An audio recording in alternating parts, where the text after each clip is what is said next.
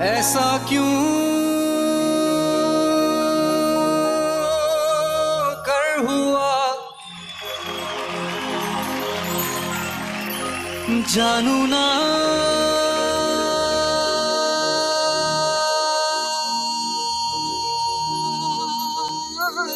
मैं जानू ना।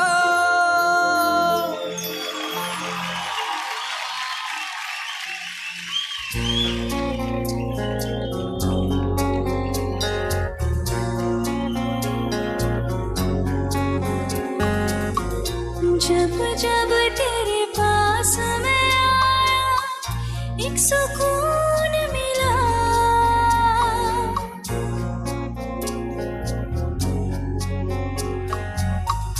जिसे मैं था भूलता आया वो वजूद मिला।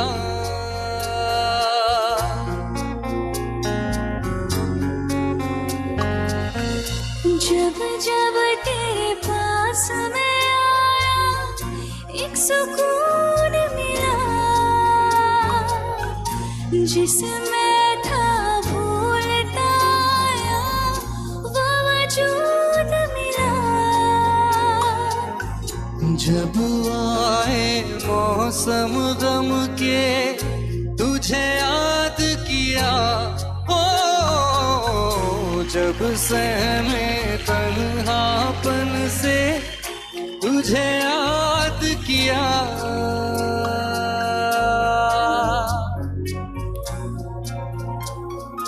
दिल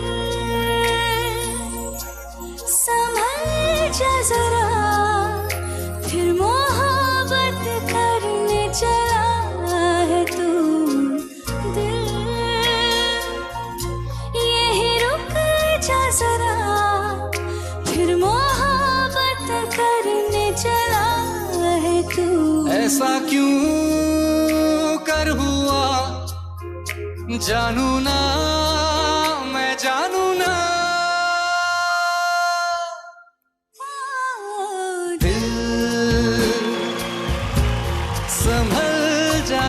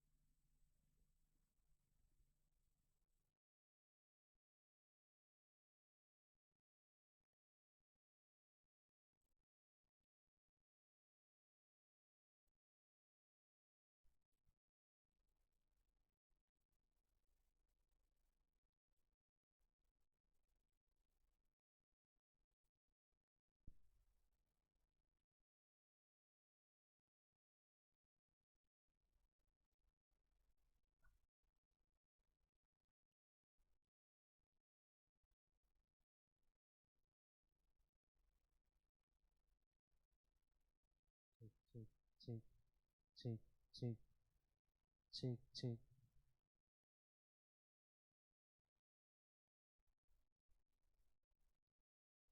Check, check, check, check.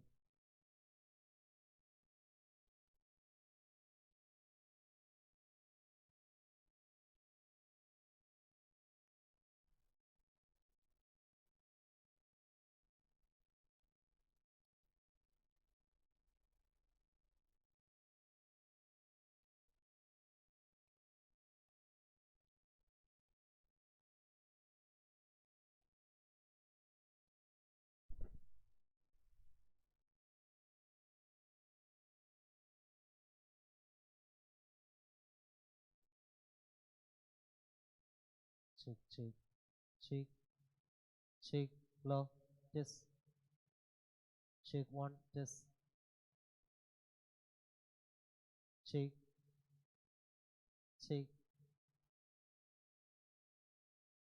check.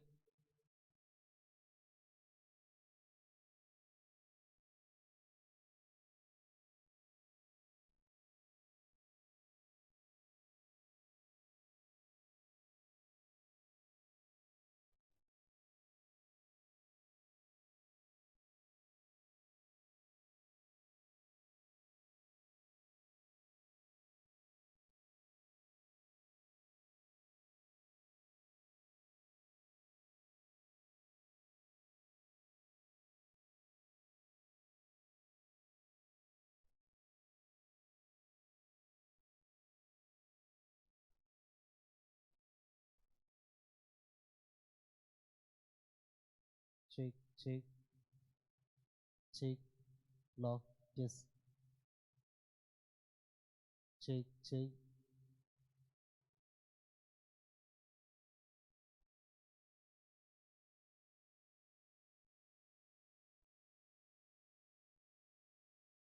check, check, check.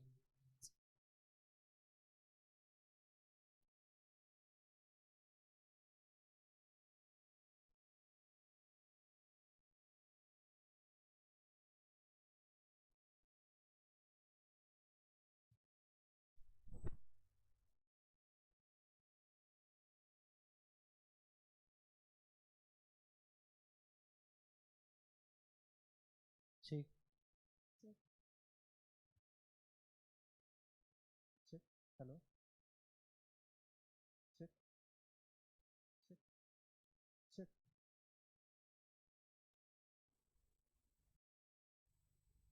check.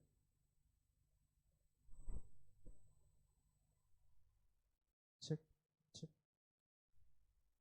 check, check, check, check, check. കേൾക്കാമുണ്ടോ? കേൾക്കുന്നുണ്ടോ?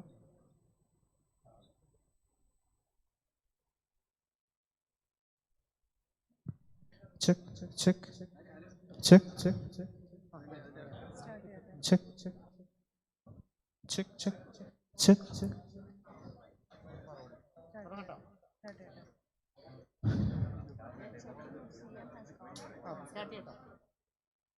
Check check. ഒരു second.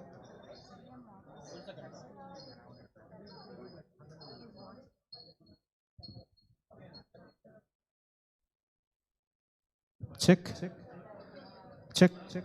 Hello, hello. Mics.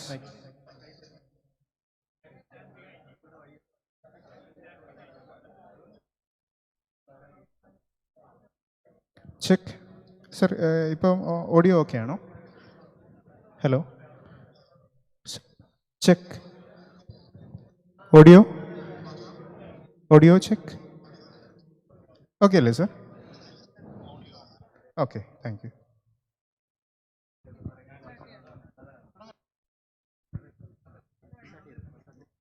A warm good evening to all of you. As Dr. APJ Abdul Kalam said, difficulties in life do not come to destroy you, but to realize your true potential and power. Following last year's successful venture, this year the annual conference of the Kerala Society of Ophthalmic Surgeons, Drishti 2021, has come up with a meticulously organized annual conference and associated functions on a virtual platform. Amidst the challenging pandemic situation, KSOS was able to conduct several CMEs and cultural activities, reaching many people online. We are happy to commence the inaugural function of the activities of KSOS 2021-22 at Drishti 2021. I request all the delegates to be kindly seated. I request all the award winners and the Lifetime Achievement awardees to kindly occupy the seats reserved for them in the front row.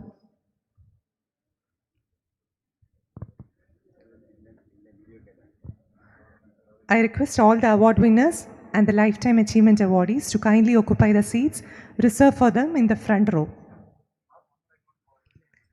I request our President, Dr. Babu Krishnakumar, to escort our guest of honor, the Joint DME of Kerala, Dr. Thomas Matthew, to the dais.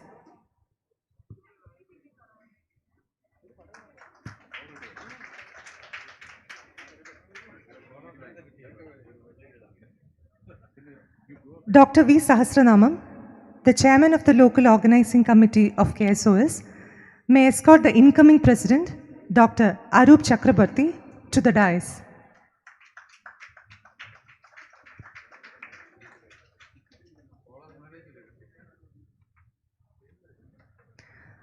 I request Dr. Mahesh G, Secretary KSOS, Dr. Rajiv Sukumaran, Chairman Scientific Committee KSOS, and Dr. Biju John, the Organizing Secretary of Drishti 2021, to kindly occupy their seats on the dais.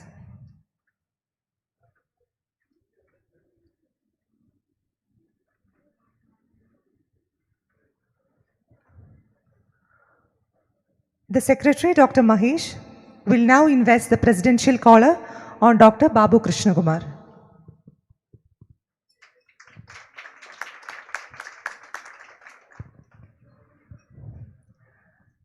I humbly request all of you to please rise up for a silent prayer.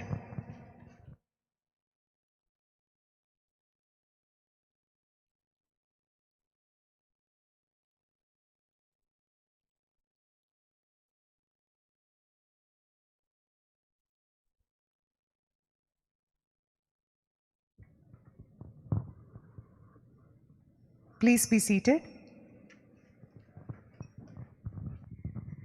We are privileged that the Honorable Chief Minister of Kerala, Shri Pinarayi Vijayan, is our chief guest. I request the Organizing Committee Chairman, Dr. V. Sahasranamam, to welcome the chief guest.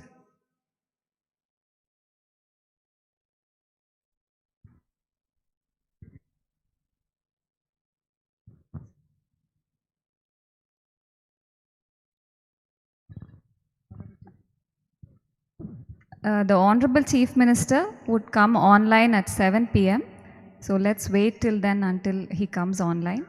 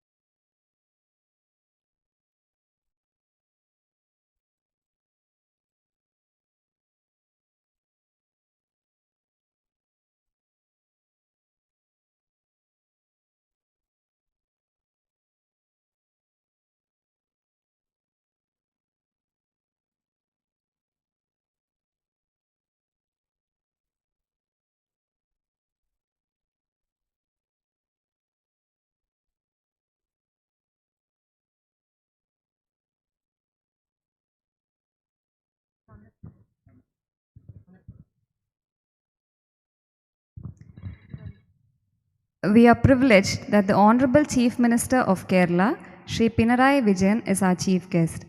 I request the Organizing Committee Chairman, Dr. V. Sahasranamam, to welcome the chief guest.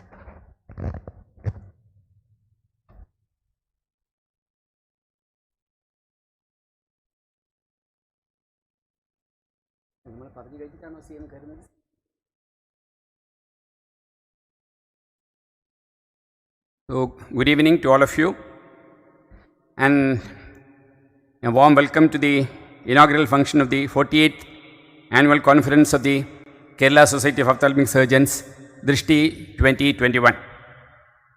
Dear friends, this is the first time a Chief Minister is inaugurating an annual conference of ours.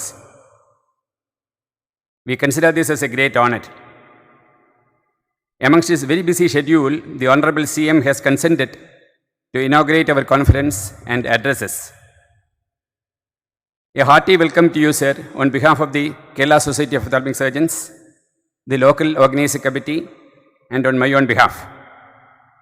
Considering the busy schedule of our Honorable CM, I think we can have his inaugural address, and then we shall proceed further in our inaugural function.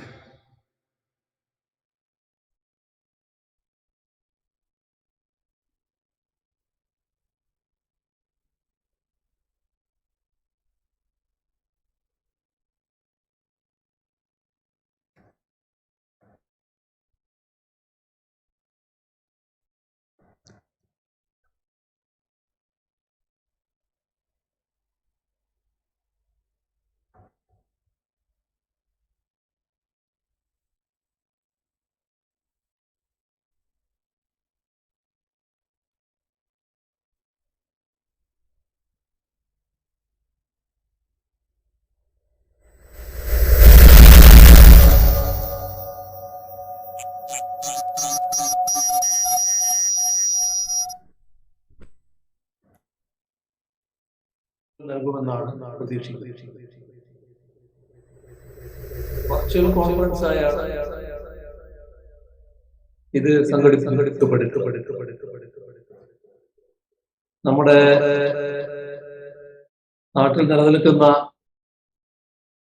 സാഹചര്യം, നാട്ടിൽ മാത്രമല്ല രാജ്യത്തും ലോകത്തും നിലനിൽക്കുന്ന സാഹചര്യം പ്രത്യേകം വിശദീകരിക്കേണ്ടതില്ല. ലോകമെങ്ങും പടർന്നു പിടിച്ച മഹാമാരി ഡോക്ടർമാർ ഉൾപ്പെടെയുള്ള ആരോഗ്യ പ്രവർത്തകരുടെ സേവനം സമൂഹത്തിന് എത്രമാത്രം വിലപ്പെട്ടതാണ് എന്നാണ് ഓർമ്മിപ്പിക്കുന്നത്. ലോകത്തിന്റെ വിവിധ ഭാഗങ്ങളിൽ ലഭ്യമായിട്ടുള്ള അറിവുകൾ പങ്കുവച്ചു സമൂഹം ഒന്നടങ്കം പരസ്പരം സഹായിച്ചുകൊണ്ടുമാണ് നാം കോവിഡിനെ ചെറുത്തുകൊണ്ടിരിക്കുന്നത്. അതുകൊണ്ട് തന്നെ പുതിയ അറിവുകൾ പങ്കുവെക്കുന്ന നിങ്ങളുടെ ഈ വാർഷിക സമ്മേളനം വളരെയേറെ പ്രാധാന്യമർഹിക്കുന്നു. ഏതൊരു ശാസ്ത്രശാഖയും നിലനിൽക്കുക ഗവേഷണങ്ങളിലൂടെ അത് നവീകരിക്കപ്പെടുമ്പോഴാണ്. ആധുനിക വൈദ്യശാസ്ത്രവുമായി ബന്ധപ്പെട്ട ഗവേഷണ മേഖലയിൽ അനുദിനം വലിയ മുന്നേറ്റങ്ങളാണ് ഉണ്ടാകുന്നത്. അത്തരം ഗവേഷണങ്ങളുടെ ഫലമായാണ് വസൂരിയും പോളിയോയും ഉൾപ്പെടെയുള്ള പല രോഗങ്ങളെയും ചെറുത്തു തോൽപ്പിക്കാൻ മനുഷ്യ സമൂഹത്തിന് കഴിഞ്ഞത്. ഗവേഷണങ്ങളിലൂടെ പുതിയ അറിവുകൾ വികസിപ്പിക്കുക എന്നതുപോലെ തന്നെ പ്രധാനമാണ് അറിവുകളുടെ കൈമാറ്റം. എങ്കിൽ മാത്രമേ സാധാരണക്കാർക്ക് കൂടി ഗവേഷണങ്ങളുടെ ഫലം ലഭ്യമാവുകയുള്ളൂ. ആ നിലക്കുള്ള പ്രവർത്തനങ്ങളാണ് ഈ സമ്മേളനത്തിന്റെ ഭാഗമായി നടക്കുന്നത് എന്നറിയുന്നതിൽ വലിയ സന്തോഷമുണ്ട്. ദേശീയ അന്തർദേശീയ തലങ്ങളിലെ വിദഗ്ധർ ഇതിൽ പങ്കെടുക്കുന്നു. അവരുടെ അറിവുകളെ പൊതുനന്മക്കായി ലഭ്യമാക്കുക എന്നതാണ് ഈ സമ്മേളനത്തിന്റെ കടമ. ദീർഘമായ ഒരു അടച്ചിടലിന് ശേഷം നമ്മുടെ കുട്ടികൾ സ്കൂളിലേക്ക് എത്തിയിരിക്കുകയാണ്. എന്നാൽ സ്കൂളുകൾ പൂർണ്ണമായ തോതിൽ പ്രവർത്തനക്ഷമമായിട്ടില്ല. ഓൺലൈനിൽ കുറച്ചു കാലം കൂടി പഠനം തുടരേണ്ടതായി വരും. ഓൺലൈൻ പഠനം കുട്ടികളുടെ നേത്രാരോഗ്യത്തെ ബാധിക്കുമെന്നാണ് പല പഠനങ്ങളും വ്യക്തമാക്കുന്നത്. അപ്പോൾ നേത്രാരോഗ്യവും ഓൺലൈൻ പഠനവും തമ്മിലുള്ള ബന്ധത്തെക്കുറിച്ച് നിങ്ങൾ നിരീക്ഷണ ഗവേഷണം നടത്തുമെന്ന് തന്നെയാണ് പ്രതീക്ഷിക്കുന്നത്. നേത്രാരോഗ്യം സംരക്ഷിക്കുന്നതുമായി ബന്ധപ്പെട്ട ചർച്ചകൾ കൂടി ഈ സമ്മേളനത്തിൽ ഉയർന്നു വരും എന്നാണ് പ്രതീക്ഷിക്കുന്നത്. അതോടൊപ്പം കുട്ടികളിൽ കണ്ടുവരുന്ന പ്രിമച്ചർ റെറ്റിനോപ്പതി പോലെയുള്ള അസുഖങ്ങളെ എങ്ങനെ നേരിടാം എന്നുള്ള ആലോചനകളും ഉണ്ടാവണം. ആരോഗ്യമുള്ള ഭാവി തലമുറയെ വാർത്തെടുക്കാനുള്ള വലിയ ഉത്തരവാദിത്വം ഒഫ്താൽമോളജിസ്റ്റുകൾ ഉൾപ്പെടെയുള്ള എല്ലാ ആരോഗ്യ പ്രവർത്തകർക്കും ഉണ്ട്. ആരോഗ്യരംഗത്ത് കേരളം വലിയ തോതിൽ മുന്നേറ്റം കൈവരിച്ചിട്ടുണ്ട്. എന്നാൽ കേരള സമൂഹത്തിൽ വർദ്ധിച്ചു വരുന്ന ഒരു ആരോഗ്യ പ്രശ്നം ജീവിതശൈലി രോഗങ്ങളുമായി ബന്ധപ്പെട്ടതാണ്. ഈ കോവിഡ് കാലത്ത് അതിൻ്റെ തോത് വർദ്ധിച്ചിട്ടുണ്ട് എന്നാണ് വിലയിരുത്തപ്പെടുന്നത്. മതിയായ വ്യായാമം ലഭിക്കാത്തതും ഭക്ഷണ രീതികളിൽ ഉണ്ടായിട്ടുള്ള മാറ്റങ്ങളും അതിന് കാരണമായിട്ടുണ്ട്. പ്രമേഹം പോലെയുള്ള ജീവിതശൈലി രോഗങ്ങൾ വളരെ ഗുരുതരമായ നേത്രരോഗങ്ങൾക്ക് കാരണമാകും എന്നാണ് പഠനങ്ങൾ സൂചിപ്പിക്കുന്നത്. കൃത്യമായ ചികിത്സ കൊണ്ട് ഇതിനെ മറികടക്കാനാവും. അക്കാര്യം മുൻനിർത്തി ജനങ്ങളെ ബോധവൽക്കരിക്കാൻ, രോഗം വരാതിരിക്കാനുള്ള പ്രതിരോധ പ്രവർത്തനങ്ങൾ സംഘടിപ്പിക്കാനും ഇതുപോലുള്ള സമ്മേളനങ്ങൾ ഉപകരിക്കും. ആരോഗ്യ പ്രവർത്തകരുടെ ഒരു സംഘടന എന്ന നിലക്ക് വലിയ രീതിയിലുള്ള സാമൂഹ്യ ഉത്തരവാദിത്വം നിങ്ങൾക്കുണ്ട്. അതിൻ്റെ ഭാഗമായി നിരവധി സെമിനാറുകൾ സംസ്ഥാനത്തിൻ്റെ വിവിധ ഭാഗങ്ങളിൽ നിങ്ങൾ നടത്താറുണ്ട്. അതിനു പുറമെ നേത്രദാനത്തിൻ്റെ മഹത്വം സമൂഹവുമായി പങ്കുവെക്കാനുള്ള പ്രവർത്തനങ്ങളും ഏറ്റെടുക്കുന്നുണ്ട്. ഇതെല്ലാം മാതൃകാപരമായ നിങ്ങളുടെ ഇടപെടലുകളാണ്. അവയെ കൂടുതൽ ജനങ്ങളിലേക്ക് എത്തിക്കാൻ ഈ സമ്മേളനം ഉപകരിക്കുമെന്നാണ് പ്രതീക്ഷിക്കുന്നത്. ഒരു സമൂഹം ആരോഗ്യ മേഖലയിൽ മുന്നേറി എന്ന് പറയാൻ കഴിയുന്നത് ഏറ്റവും നൂതനമായ ചികിത്സാ സംവിധാനങ്ങൾ സാധാരണക്കാരിലേക്ക് വരെ എത്തിച്ചേരുമ്പോഴാണ്. ഓരോ നവീന ചികിത്സാ സംവിധാനവും ഏറ്റവും പിന്നോക്കം നിൽക്കുന്ന വ്യക്തിക്ക് കൂടി പ്രാപ്യമാകുന്ന സമൂഹത്തിനാണ് സമഗ്രമായ ആരോഗ്യ മുന്നേറ്റം നടത്തിയെന്ന് അവകാശപ്പെടാനാവും. ആ നിലയിലേക്ക് കേരളീയ സമൂഹത്തെ എത്തിക്കാനാണ് സർക്കാർ ശ്രമിക്കുന്നത്.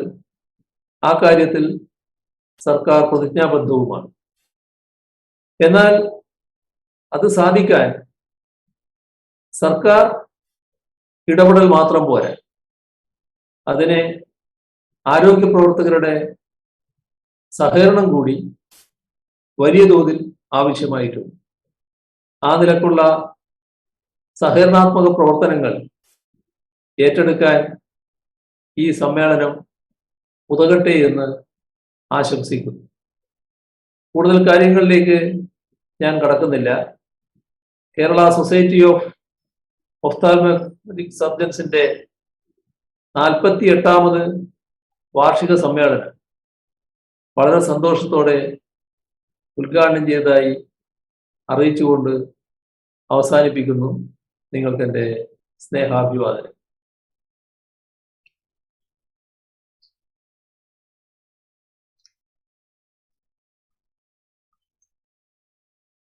ാമത് സംസ്ഥാന സമ്മേളനം ഉദ്ഘാടനം ചെയ്ത അങ്ങയുടെ ഞങ്ങളുടെ ഹൃദയത്തിൻ്റെ ഭാഷയിൽ നന്ദി അറിയിക്കുകയാണ്. നമസ്കാരം sir.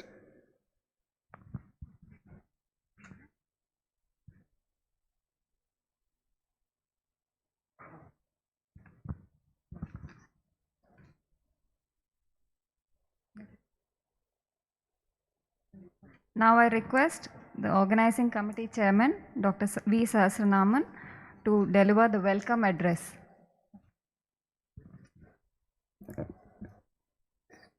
Respected President of KSOS, Dr. Babu Krishna Kumar, esteemed Chief Guest of the Day, Honorable Chief Minister of Kerala, Sri Pinarayi Vijayan,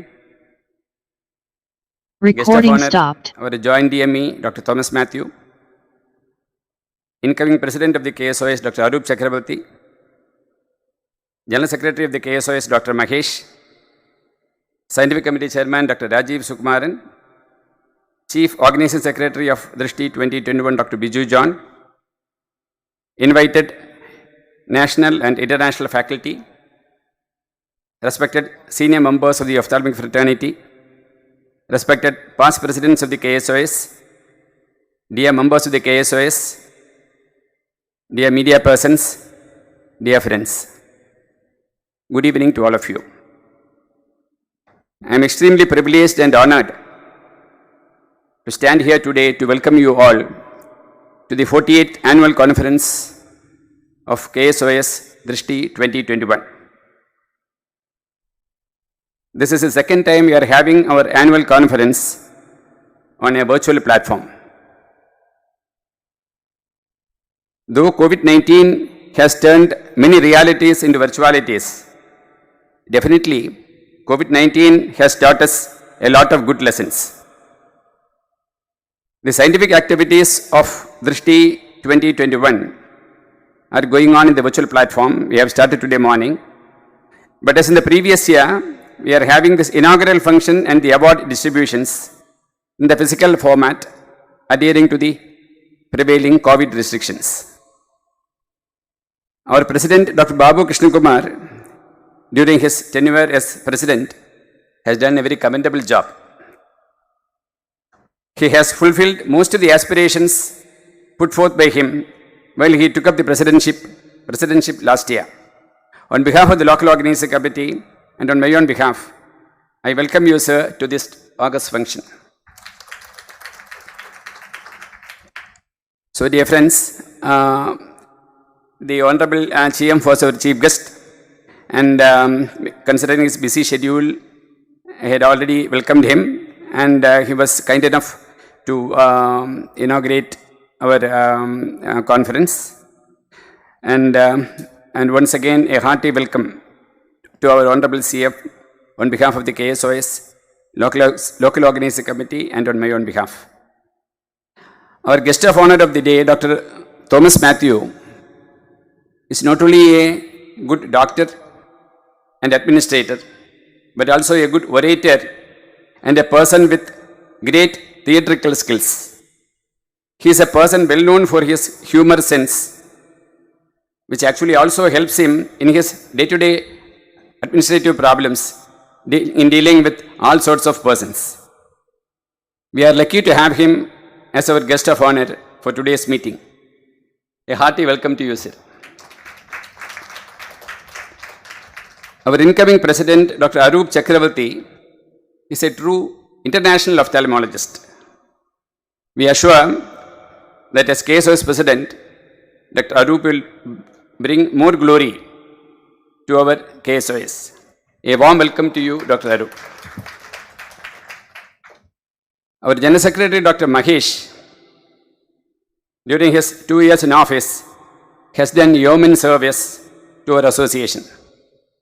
His dedication to KSOS has done us a lot of good, not only during the last 2 years of his secretaryship, but it spans over many years. A warm welcome to you, Dr. Mahesh. Our association was really fortunate to have Dr. Rajiv Sukumaran as our scientific committee chairperson during the last 2 years. His technical knowledge, commitment and sincerity has made the virtual Drishti 2020 and 2021 a model conference for others to emulate. I have always felt that he is an extremely exemplary personality. A warm welcome to you, Dr. Rajiv. Now our organizing secretary, Dr. Biju John, who is a dynamic personality with creativity amongst us, and is another example of knowledge linked with commitment and sincerity. The amount of effort he has put in to organize this conference is tremendous. A warm welcome to you, Dr. Biju. Dr. P.K. Kannan sir and Dr. Uma Mohandas madam are our Lifetime Achievement Awardees for this year. They are present here. A warm welcome to you, sir and madam. Dr. Charles Correa sir is this year's Dr. C. Woman Memorial Oration Award. A warm welcome to you, sir. We have the other office bearers of KSOS and our past presidents with us today. A warm welcome to all the office bearers and the senior ophthalmologists. A warm welcome to all other senior ophthalmologists who have been advisors and patrons to the local organizing committee. Thanks for your valuable advice and guidance. All the core committee chairpersons and members have provided their valuable inputs and help in organizing this conference.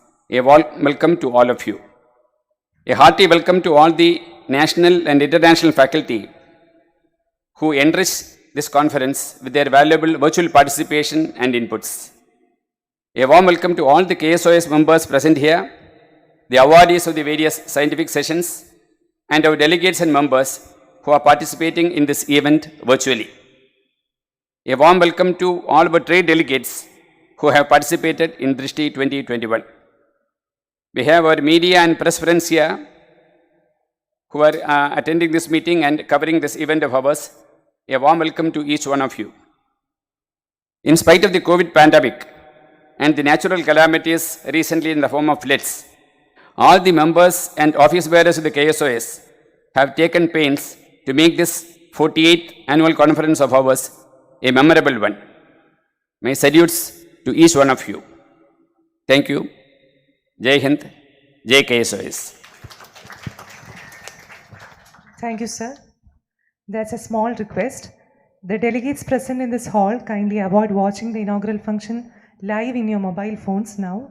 If at all you're watching now, I request you to kindly switch over your mobile phone to the mute mode. KSOS has strived to overcome the challenges posed by the pandemic and has been able to come up with several memorable activities. I request Dr. G. Mahesh, the Secretary of KSOS, to present a brief report of last year's KSOS activities.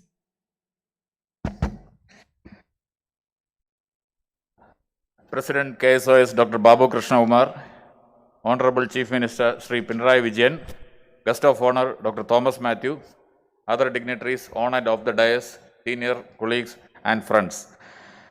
I am happy to present a brief report of KSOS in year 2020-2021. All our physical activities were limited by COVID pandemic, but we have done a commendable job of academic, organizational, social and charitable fronts. Among the highlights of academic activities, we had 27 CME programs under the aegis of KSOS which were conducted on various topics like clinical ophthalmology, research methodology, good practice guidelines, training of paramedical personnel, etc. Other than Kerala Journal of Ophthalmology and periodic newsletter, we published a book on group practice. Baladarshan program was done to promote myopia awareness by conducting interactive sessions with school children. Postgraduate training programs included mock examinations, clinical case presentations, and quiz competition. I thank Cochin Ophthalmic Club, Kozhikode Ophthalmic Society, and TACO for their contributions in the academic activities of Kerala Society of Ophthalmic Surgeons. Through the KSOS Vision Enhancement Project by our member hospitals, nearly 500 people benefited with low vision aids. COVID awareness activities were conducted by member clubs in online media. KSOS members were active in virtual AIOC in June 2021 by conducting instruction courses and contributing to the scientific discussions. We have actively promoted presidential projects for 2021, which included group practice, membership drive, digital workshops, literary magazine, and eye donation pledge. KSOS directly and through the member clubs arranged programs on the days of importance like World Braille Day, Glaucoma Week, Eye Donation Fortnight, Diabetic Day, White Cane Day, World Trauma Day, etc. Lot of public awareness talks, webinars, and interactive sessions were done. KSOS successfully bid for the AOS National Conference 2023. The conference will be organized by KSOS at Lulu Bolgatti International Convention Center in Cochin in 2023/24. Administrative works included 7 executive meetings. Programs were conducted against mixopathy and other issues. All accounts were verified by internal audit committee before statutory audit. Our ethics committee too was vigilant and active. We added nearly 100 members this year. Our nominees participated in the leadership development program of AIOS. KSOS started member support cell to address the problems in clinical practice, hospital management, and to provide physical and psychological support to our members. We have revamped the KSOS website with a new app with all new features like job portal. In social and charitable activities, KSOS organized visual entertainment programs for New Year and Onam. There were entertainment programs by members for the members. Spandanam, our literary magazine, provided a platform for bringing out the talents of our members. We are supporting Punarjyoti, a rehabilitation program for visually challenged persons run by RIO Alumni Association. This year, Drishti is being organized on a virtual platform for a second consecutive year. The highlights are 74 instruction courses, 2 quizzes, 9 special sessions, 6 sponsored sessions, 10 award sessions, and nearly 57 national and international faculty. Program is a scientific feast for 200 plus hours. Dr. C.E. Women Memorial Oration Award is bestowed upon Dr. Charles K. Scaria, and Lifetime Achievement Award of KSOS is being given to Dr. P.K. Kannan and Uma Mohandas Madam. The details of all these activities are there in the annual report, which will be circulated. And above all, we had conducted an online election this year for our various posts of KSOS office bearers, and with a nearly polling percentage of 77%. And I thank Dr. Babu Krishna Umar, Scientific Committee Chairman, Dr. Rajiv Sukumaran, other executive members, and members of club office bearers for keeping KSOS vigilant in this difficult pandemic crisis. Jai KSOS, Jai Hind. Thank you, sir. The incoming president of KSOS, Dr. Arup Chakrabarti, takes office today. I request the outgoing president, Dr. Babu Krishna Kumar, to address the gathering and install the new president.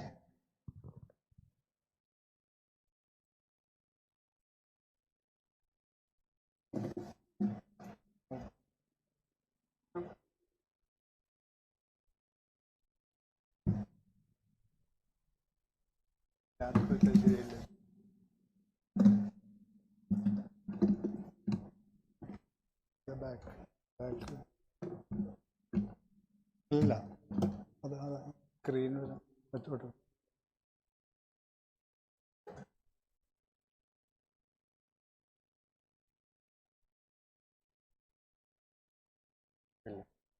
President.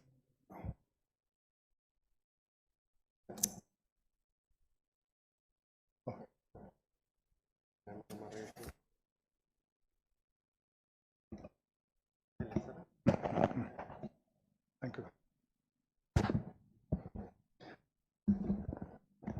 Respected Chief Minister, Mr. Pinarayi Vijayan, Dr. Thomas Matthew, Joint DME of Kerala, incoming President Dr. Arup Chakrabarti, Dr. Mahesh G, General Secretary of KSOS, Dr. Rajiv Sukumaran, Scientific Committee Chairman, Dr. Sahasranamam, Local Organizing Committee Chairman, and Dr. Biju John, Local Organizing Committee General Secretary. I remember the day in 2005 when I stood here as the President of Thrissur Academy of Ophthalmology and collected the Best District Club Award from George Thomas Sir. In the same hall I was there. It is refreshing my memory. And going to the business, eventful 1 year completed for me at the forward march of KSOS, associated and assisted by officials and members of this respected ophthalmic fraternity. Harvesting the multiplied seeds of projects and programs took us to the pinnacle where we could chance the gold at the end of the rainbow. Inundated at the steady progress and fulfilled at the extreme camaraderie from KSOS clan, we unfurl and flutter the flag at the finishing line. Today, I am handing over the medallion received from Dr. Meena Chakrabarti to the new President, Dr. Arup Chakrabarti. Before that, let me recapitulate the past year at KSOS. Except for a few physical programs, we had completed our migration to virtual world that exposed us to a hitherto unexplored land. 100+ days of activities, apart from regular district level programs, made a befitting welcome to virtual reality in KSOS. It will be there for years to come. Scientific events. The mission of founding fathers of KSOS on imparting academic knowledge were honored with 30 CMEs, including 7 by KSOS. Mainstream CMEs crossed barriers of states and nations in unifying faculty and delegates. The attendance recorded a maximum at 12,000 for World Webinar of Ophthalmology Review. For regular CMEs from 1,000 to 2,000. The Drishti 2021 is soaring to academic horizon with display of excellence in all subspecialties and a proud spectrum of award sessions. Impressive scheduling of 104 academic sessions and 200 faculty in 3 days with an inaugural function on 26th November to 28th November shows the strength of our scientific committee. Apart from this, academic, cultural and cultural activities are coordinated in the district clubs also. The viewership of KSOS channel in YouTube is 25,000. Organizational events. Virtual migration resulted in increasing communication and frequent meetings of executive committee and subsidiary committees. 7 executive committee meetings, clubbed with 22 subsidiary committee meetings, exemplifies the commitment and dedication to organizational perfection. Connect the newsletter, connected the activities with the members. Cultural event. Talented members sang, danced and took part in dramas in New Year celebrations, Onanilavu and Drishti. That mesmerized us for 1 year. Community activities. Social media and press remained the means of access to public, and KSOS utilized them for creating public awareness on days of ophthalmic importance like World Braille Day to Diabetes Day. 13 interactions and around 50 messages were aired for public. What was new this year? Group practice. The most successful project of KSOS this year happened to be on group practice. There were 3 CMEs, publication of a book titled Group Practice in Ophthalmology, a Primer. This attracted interactions and appreciations in all India levels, as one of the CMEs was organized in Delhi Ophthalmic Society by our members and faculties. Scientific Committee. The Scientific Committee has to cope up with the challenges in virtual era by hosting most of the CMEs and anchoring and streamlining all presentations of Drishti. They have to pre-run all award sessions, debates and quizzes of the scientific committee, burdening in weeks tandem until Drishti is over. Dr. Rajiv and team has masterminded and surpassed all limits of challenges expected and unexpected. They have renewed the KSOS database also. Wonderful dear friends, congrats and thanks. Kerala Journal of Ophthalmology has come out with a revolutionary idea of priming its members to read, write and edit the scientific journal through 3 batches of research methodology training of 100 members and 1 batch on how to edit a journal. A comprehensive CME on research methodology and another on clinical practice guidelines were conducted. Dr. Sudha's leadership is appreciated by all. Treasurer had made checkpoints and detailed plans for coordinating with sponsors in matters related to invoicing, TDS related compliances, covering matters related to receipts for Drishti. This pattern will make all account related matters transparent, prompt and perfect. Most of the transactions were made online. All the applicable GSTs and TDS returns till date are successfully filed. This year, for the first time, a move to appreciate the best CME has been taken to consideration and World Webinar of Ophthalmology Review is selected for KSOS Award. COC has this 2-day CME with an attendance of 12,000. KSOS Award for Excellence. Awarding unsung heroes of KSOS is a novel concept. If not at home, where else they will feel comfortable with the appreciation. 19 out of 2,000 is great. Literary magazine. Kindling the hopes of writers and artists in retelling their voyages in sea of ideas resulted in Spandanam with 2 editions. Formally released by eminent writer Mr. E. Santosh Kumar. It is a first venture by KSOS that won applauses for Dr. Ledika, the editorial and the team. Website. We have migrated to a new and revamped website bidding farewell to old ways. Wins Online enabled us for the radical gear shifting. A job portal is added to the website now. App for KSOS.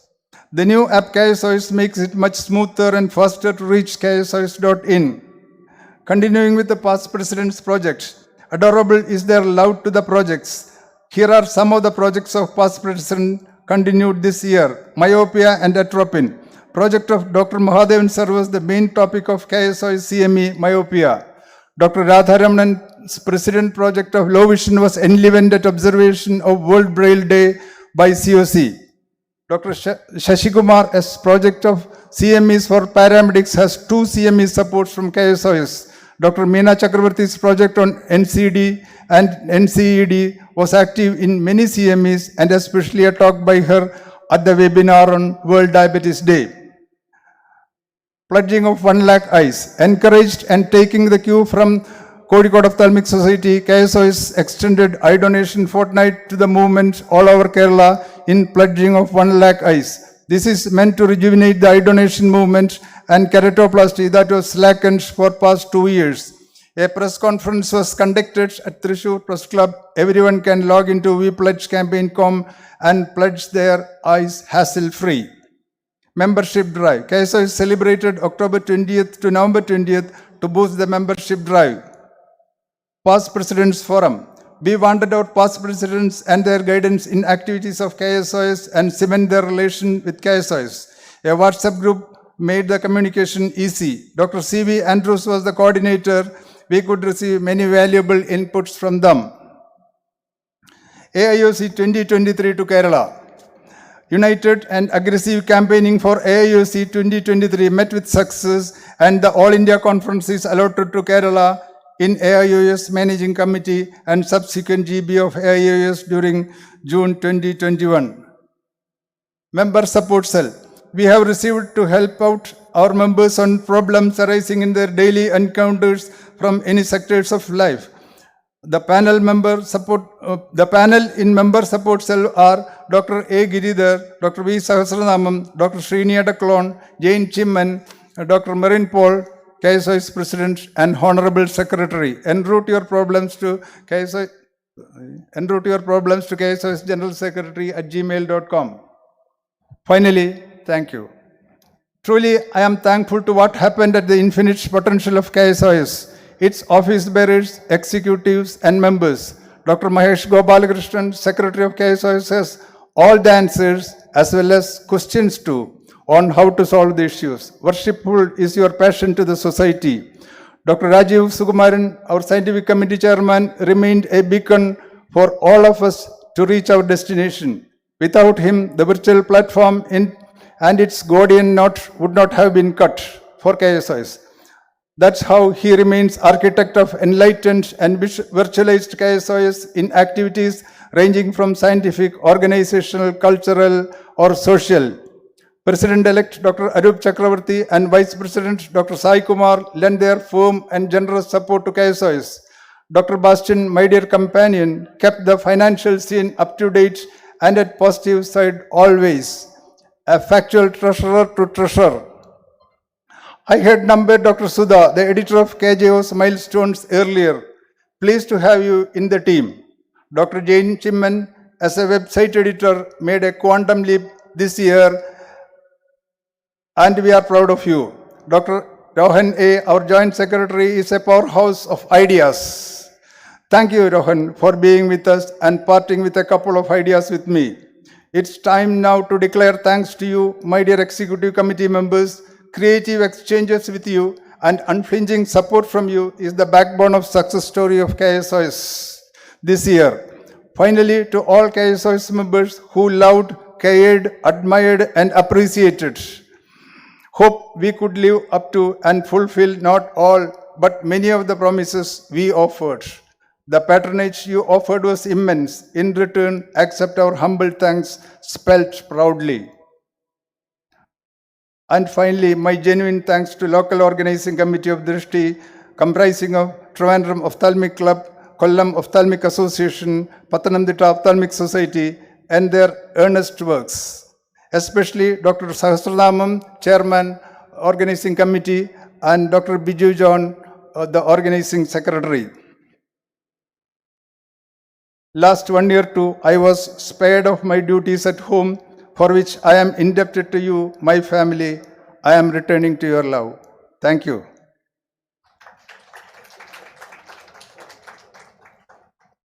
Now I have to introduce Dr. Arup Chakravarti.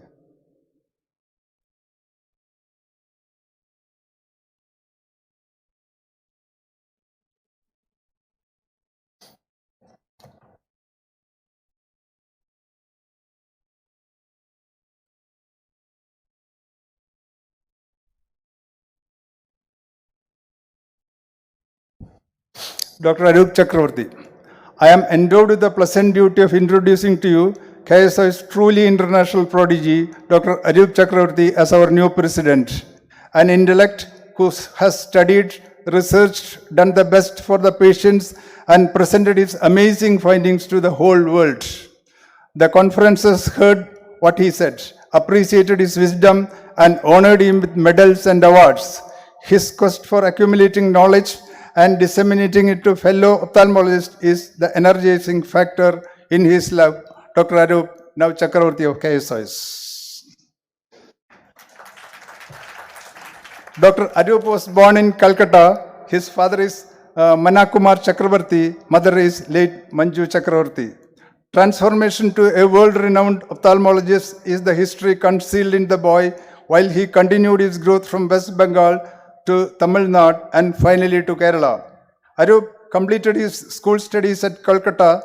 He did his MBBS from Jawaharlal Institute of Postgraduate Medical Education and Research, entered his destined specialty of ophthalmology at JIPMER itself, attained DO in 1988, continued there and became MS holder in 1990. Let me abridge for you the phenomenal contributions Dr. Arup has done in his 31 years of dedicated service to ophthalmology. Professional experience and qualifications. His first assignment as lecturer in ophthalmology was at Raja Mutaya Medical College and Hospital, Annamalai Nagar, Tamil Nadu. Later, he started his long association with Aravind Eye Hospital, Madurai, by joining there at fellowship in IOL and anterior segments. He continued there as lecturer in ophthalmology and consultant in IOL. Further, he was promoted as associate professor in ophthalmology. Continued there till 21/5/98. He arrived in Kerala as senior consultant at Chaitanya Eye Hospital, Thiruvananthapuram. He had also worked as a senior consultant at Cosmopolitan Hospital, Thiruvananthapuram, before he settled down his own venture as senior consultant in Chakravarti Eye Care Center, Thiruvananthapuram, 29/11/2004. This is the new building he was constructed 1.5 years back. Arup had entered teaching pitch by training undergraduates at JIPMER. It naturally progressed to lecturer and associate professor PGs, DPNB, FRCO, and fellows. He was also course coordinator at Aravind Eye Hospital, Madurai for Aravind Site Savers, training of trainers, WHO, intra-country fellowship in ECCE and IOL. Experience in community ophthalmology. He led many screening eye camps across the Tamil Nadu, Kerala and Maharashtra under Aravind Eye Hospital. Particular to mention is many FACO camps from 2002 to 2005 at Raigarh for 480 cases. Honors and awards, international. Best paper session at American Society of Cataract and Refractive Surgeons meeting at San Francisco. Malayali Business Achievement Award at Dubai. Achievement Award by American Academy of Ophthalmology. Achievement Award by Asia Pacific Academy of Ophthalmology. Elected as member of International Intraocular Implant Club. APAO Sedosi Travel Grant 2015 to attend 30th APAO Congress at Guangzhou. Senior Achievement Award by American Academy of Ophthalmology in 2019. Honors and awards, national. It's difficult to read out all the names, so I am numbering them. National awards or named lectures 19. Kerala State's awards 3. Professional affiliations and memberships, international 8, national 34. Positions held in professional bodies 16. Reviewer of prestigious international and national journals 7. Career achievements, courses and symposia coordinated and presented are 548. Amazing. Research academic works presented at conferences. Papers presented 108. Posters presented 22. Video films presented 111. Books and video films edited 6. Book chapters contributed 30. Publication 83. Congratulations, Arup. Conferences attended. International 85. National 526. Other meetings 2. About computers. Arup the versatile. Imagine the potential our president has in store to present before the world his credential as participator, presenter and organizer of conferences, winner of many awards and efficient office bearer.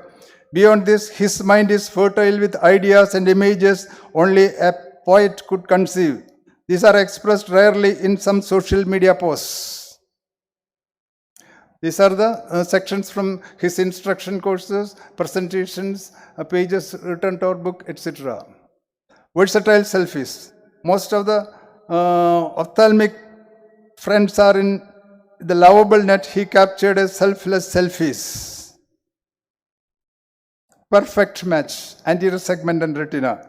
They have designed their life interdependent and complementing like their speciality and enjoying the beautiful vision. Congratulations, Dr. Arup and Dr. Meena. The Chakrabartis. His father, Manakumar Chakravarti, 95-year-old. He is a freedom fighter. Mother is late Manju Chakravarti. His family was at Chandpur of East Bengal, later moved to India during partition, and Arup was born in Calcutta. His wife, Dr. Meena Chakravarti, everybody knows. Dr. K.A. Chakravarti, she is starting her vitreoretinal fellowship at Aravind Madurai. Son Anirban Chakravarti, preparing for PG entrance. These are his old photos, family photos. Arup, children, mother, father, brothers. Welcome to the new president. Sure, Dr. Arup will raise the pedestal of KSOS to reach at the doors of world of ophthalmology. Wish him a great year as president of KSOS. Thank you.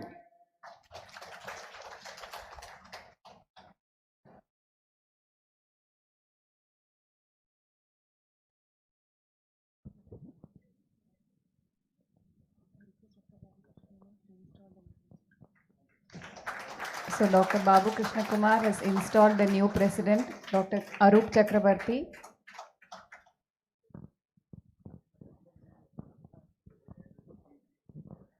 Let's wish our new president a fruitful year ahead.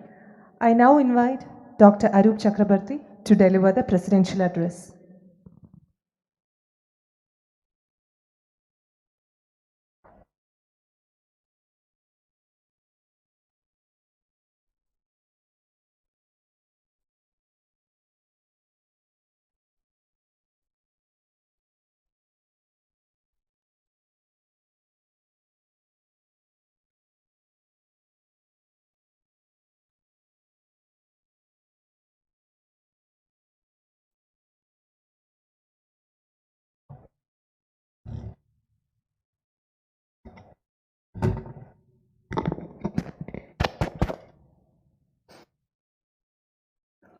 Respected Chief Guest, Honorable Chief Minister of Kerala, Sri Pinarayi Vijayan, Guest of Honor, Joint Director of Medical Education, Dr. Thomas Matthew, Outgoing President, KSOS, Dr. Babu Krishna Kumar, KSOS Secretary, Dr. Mahesh Gopal Krishnan, KSOS Chairman, Scientific Committee, Dr. Rajiv Sukumaran, Organizing Committee Chairman, Dr. V. Sahasranamam, Chief Organizing Secretary, Dr. Biju John, and some of the former KSOS presidents who I am privileged to have them in the hall today, Dr. Radhakrishnan sir, Dr. GT sir, Dr. Kannan sir, Dr. Charles sir, Mahadevan sir, and my good friend Shashi Kumar. Namaskar and a very good evening to you all. My tryst with KSOS began in 1997 when I was invited as a guest faculty for the 24th annual conference of the KSOS. It was held in the Trivandrum Medical College auditorium, and I gave an extended talk on manual small incision cataract surgery. Little did I know that the fate would bring me to God's own country. My children would grow up in one of the best cities in the state where I would professionally settle down. Little did I know that I would become a life member of KSOS, work as a foot soldier, and rise through the ranks as TOC representative, editor, website, joint secretary, and chairman scientific committee of KSOS. It is my proud privilege and honor to be installed as your 48th president on this day. I'd like to thank you for the love and affection showered on me during this journey, and I hope the same continues in the times to come. My travel through time and space over the last 25 years has taken me to almost all the Indian states. I'm a life member of almost all the state ophthalmological societies. I have seen functioning of these societies from very close quarters. So every time I return home to KSOS after attending these meetings, my respect for this organization grows manifold. Members of our society are brilliant and dedicated. This is one of the few states where you find the registered delegates really attending the scientific sessions in large numbers. They take down notes, engage the speakers in discussion by the coffee booth and dining areas. They even send emails requesting clarification of doubts. The leadership has been consistently mature with a progressive outlook. They're very disciplined and maintain accountability and transparency in all their activities. They follow the organizational protocol and believe in the principle of society before self. KSOS is well known for the high academic standards of its scientific meeting, as we saw it today, and it's going to unfold for the next 2 days. All these are possible because of the commitment and hard work of these office bearers. So I would like to thank the outgoing president, Dr. Babu Krishna Kumar, not only for the very warm introduction, a bit long introduction I thought, but for his wonderful leadership, commitment, and dedication towards the cause of the society, and also for being extremely cooperative whenever his help has been sought.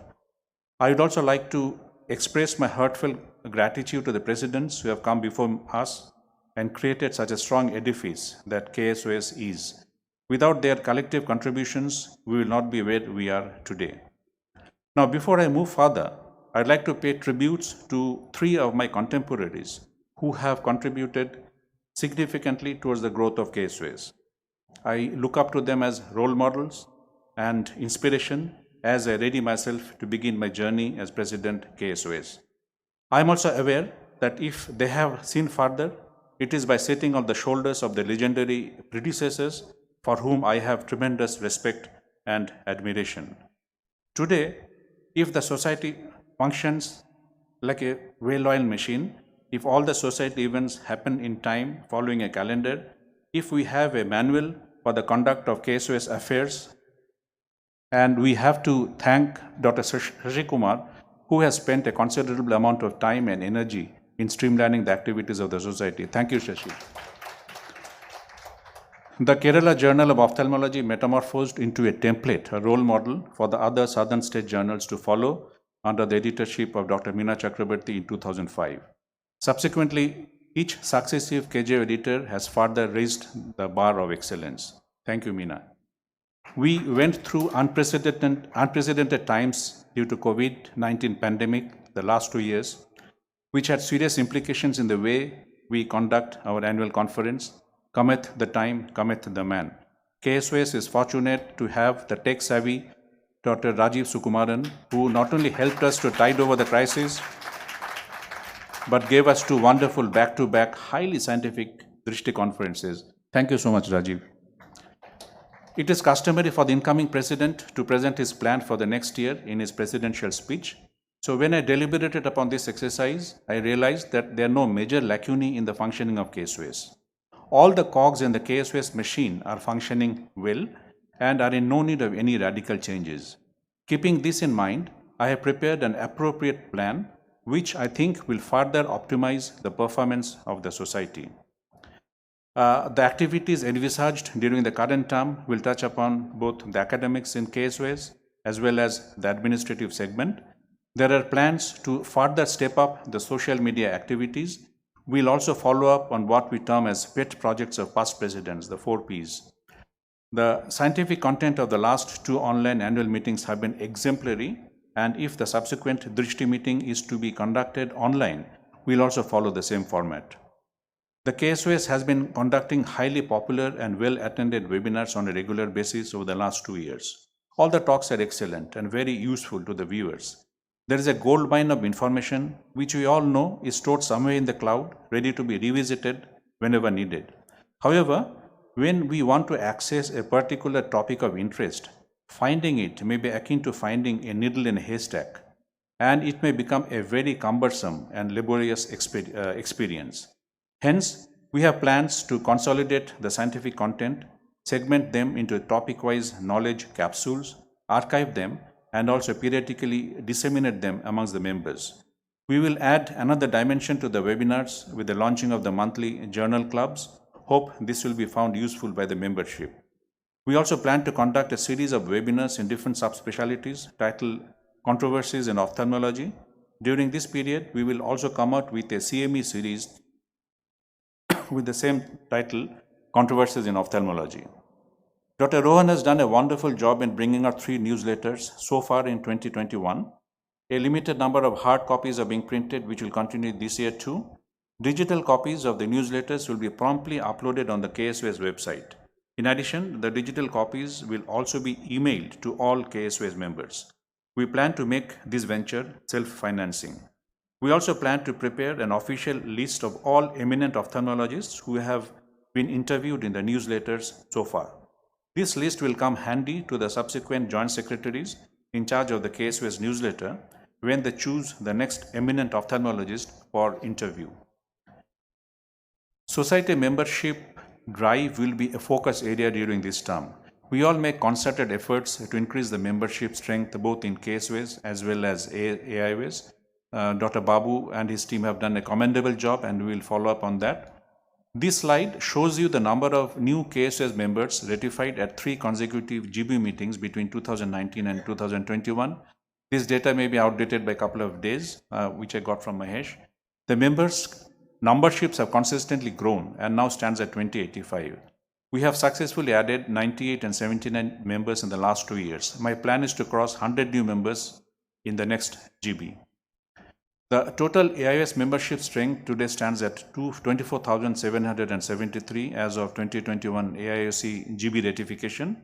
Kerala's contribution to this is 1,221.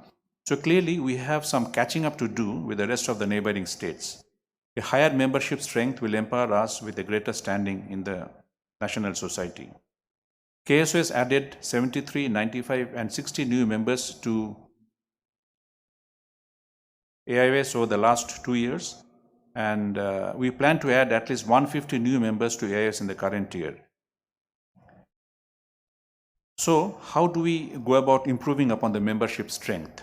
So I will request the head of the departments to encourage the new residents to take up the society membership right at the time of joining the department as fresh PGs. We need to impress upon the neophytes the association membership benefits which are already listed out in our website.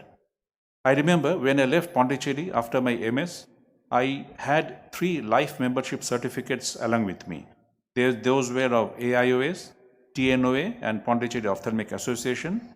Our HOD had ensured that all new residents became members right at the time of joining the profession and the department. Membership has become a prerequisite for participating in KSOS events. On the resumption of the physical in-person meetings, the membership drive should be intensified at the time of conference registration itself. We will also plan for an incentive-based membership drive. Now, it is important to bring in new and more members to the KSOS fold. It is equally important to maintain an accurate and updated contact details of all the members in terms of postal address, email address, and cell phone number. An efficient organization should be able to contact each member whenever there is a need. The data should be available in one single master file. There should not be different versions of this file with different office bearers, and if such a situation exists, the files will be suitably merged. One elected office bearer will be nominated to handle this activity, and all cooperation should be extended to him or her for this task. This activity to curate and sanitize the database will be a year-long drive, and the momentum that has already been generated during this year's online elections should be continued. We will also utilize this opportunity to encourage associate members to upgrade to full member status as soon as their residency is completed. The non-resident life members will also be identified. We will also encourage KSOS AIS dual members to update the database in AIOS as the case may be. We will constitute various advisory cells for the benefit of individual practitioners and hospital owners or administrators in their various ventures. Even a well-established practitioner for a long time may need some guidelines or guidance when he or she wants to look at new basic equipment which he had purchased many years ago, since a lot of things might have changed in the market and new players might have arrived on the scene. So the cell will offer help to select the equipment of choice and familiarize the doctor with industry standards and guide the interested members.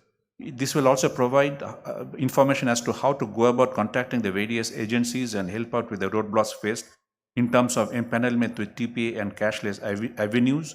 Since NABH has become an important facet of a hospital growth, assistance will be provided in terms of familiarization of the doctor with the whole process by senior members who have already traversed the same path before. We will also provide guidance to young practitioners who want to build an eye hospital. This cell will volunteer arbitration with the company in cases of grievances brought to the notice of KSOS. In fact, I function in a similar cell in the AIOS, and we have many young doctors have found this function quite useful. The tech-savvy cell members will offer guidance to KSOS members who are desirous of more information on newer or do-it-yourself technology like cell phone photography, videography, digital editing, etc. We will continue to conduct webinars on paramedical training activities, and if the corona-related restrictions are lifted, there will be hands-on modules to consolidate and train the participants. The following modules will come under this plan: the optometrist update modules, ophthalmic nurses reorientation, and OT instrument maintenance programs. I want to acknowledge the role played by our former president, Dr. Shashi Kumar, in evolving the KSOS manual.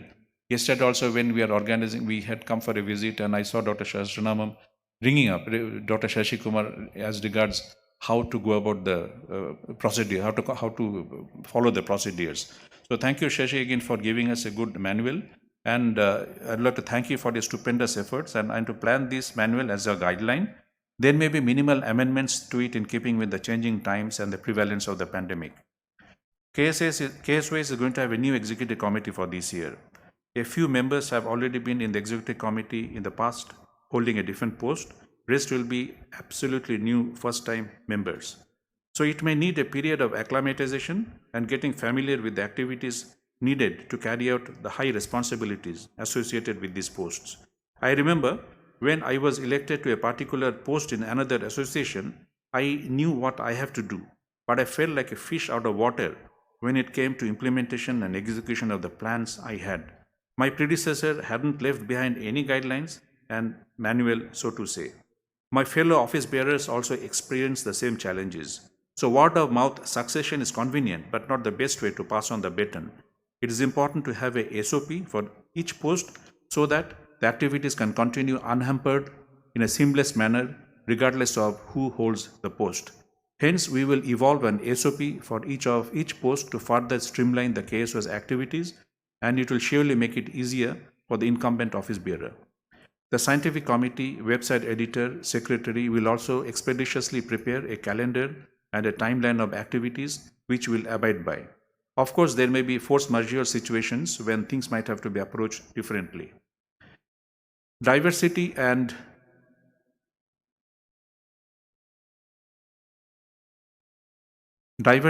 gender equality have become hot topics in the relevant circles, and quite rightly so. This is a problem seen in the society at large. There are many publications looking into this, and I went through many of these pertaining to ophthalmology, about 13 of these. The differences are glaring, and the gender differences seem to have many layers. Promotion and scholarly impact, leadership, industry ties, presentation in conferences, nature of presentation, publication productivity, Medicare payments, etc., etc. So I looked into the gender-related diversity in our Drishti meetings over the last 2 years. The findings are very interesting. There was a preponderance of women presenters in the free paper, poster, and video category. And the difference in the number and the difference in numbers was simply mind-blowing. No wonder then that the women cornered a vast majority of the awards compared to men. This year, 9 women are running away with the awards. That is commendable. So the same tendency has been observed when you consider the gender distribution in the executive committee. This clear-cut superiority at an earlier level in the hierarchy is not continued, and it's not maintained in the invited presentations like courses, symposia, etc. But the same tendency is observed when you consider the gender distribution in the executive committee. So where are we going wrong? What are the factors that result in women not taking up administrative or leadership roles? So what can we do to restore this balance between the genders at the higher echelons? This is something we'll have to ponder about. Social media management and advocacy. In this regard, proper engagement with the community, advocacy, and confidence building with the public have become a very important facet in today's troubled times. KSOS will take up this responsibility and continue to interact with the community through the various social media platforms, including Instagram, Twitter, Facebook, LinkedIn, and YouTube. KSOS will have channels and accounts dedicated exclusively to KSOS, which will be bequeathed to the next generation office bearers. We'll also look for a competent and competitive vendor to help us carry out these responsibilities on a long-term basis without losing momentum. KSOS has been actively participating in the AIOS LDP program by nominating 2 members for each session over the last few years. Our LDP members have found the program extremely useful. Actually, AIOS conceived the LDP program with the idea that the state representatives, when they go back, will initiate similar programs after successful completion of their training. So we will consolidate the list of KSOS LDP members trained so far and constitute an LDP group for KSOS to carry forward the activities as originally envisaged. The online election conducted for the first time in the history of KSOS has gone off uneventfully.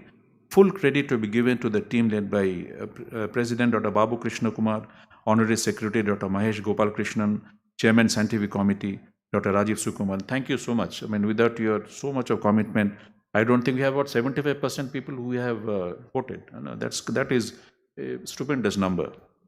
The majority of the members have been of the opinion that future elections should be conducted in the online-only format, citing multiple advantages. A committee will be formed that will be entrusted with the responsibility to look into these issues and to prepare an SOP for the elections. The issue of voting rights for non-resident KSOS members will also be looked into. Incidentally, other state societies like the Delhi Ophthalmic Society, Karnataka Ophthalmic Society, and many more have voting rights only for resident members. The President has only 1 year tenure, and a few projects undertaken by him or her require a longer time to bear fruit. Some of these projects resonate with me, and I have decided to carry forward a few of such projects during the current term. Dr. Shashi Kumar initiated the projects on low vision and vision enhancement clinics, and many personnel were trained under this scheme, and these needs to be taken forward. The other projects initiated by him like myopia awareness program, diabetic retinopathy screening, paramedical training have been incorporated in this year's activities. A project undertaken by Dr. Meena Chakrabarti, namely the NCD awareness and advocacy, diabetes and other diseases, need an extended term, and these two will be incorporated in the activities of the current year. The projects undertaken by my predecessor, Dr. Babu Krishna Kumar, in connection with general ophthalmologist orientation is a wonderful project. However, it could not really take off on account of COVID-induced restrictions. So as the pandemic situation eases and travel restrictions lift, Dr. Babu will surely take up this project and move it forward. The literary and cultural activities undertaken this year have been extremely popular and widely appreciated by the members of the fraternity. I'd like to thank Dr. Latika and our own organizing secretary, Dr. Biju, for spearheading this activity, and the same will be continued with full vigor and all encouragement and support provided to further expand the scope of the programs.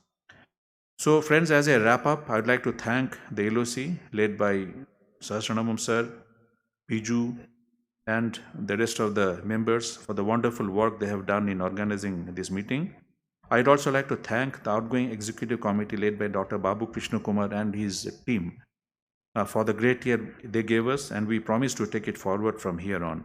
I'd also like to thank my teachers, my mentors, and my own family for their role in my career. And I will request the members of the new executive committee to dedicate the time and efforts for the KSOS activities and live up to the responsibilities bestowed upon us by the fraternity. We owe it to the fraternity. And finally, friends, to the members forming the new executive committee, I'm your elder brother. I'll support you and be with you all the time, but I'll challenge you. I might be a bit overbearing, maybe a bit irritating at times, but it will be good for the greater interest of KSOS.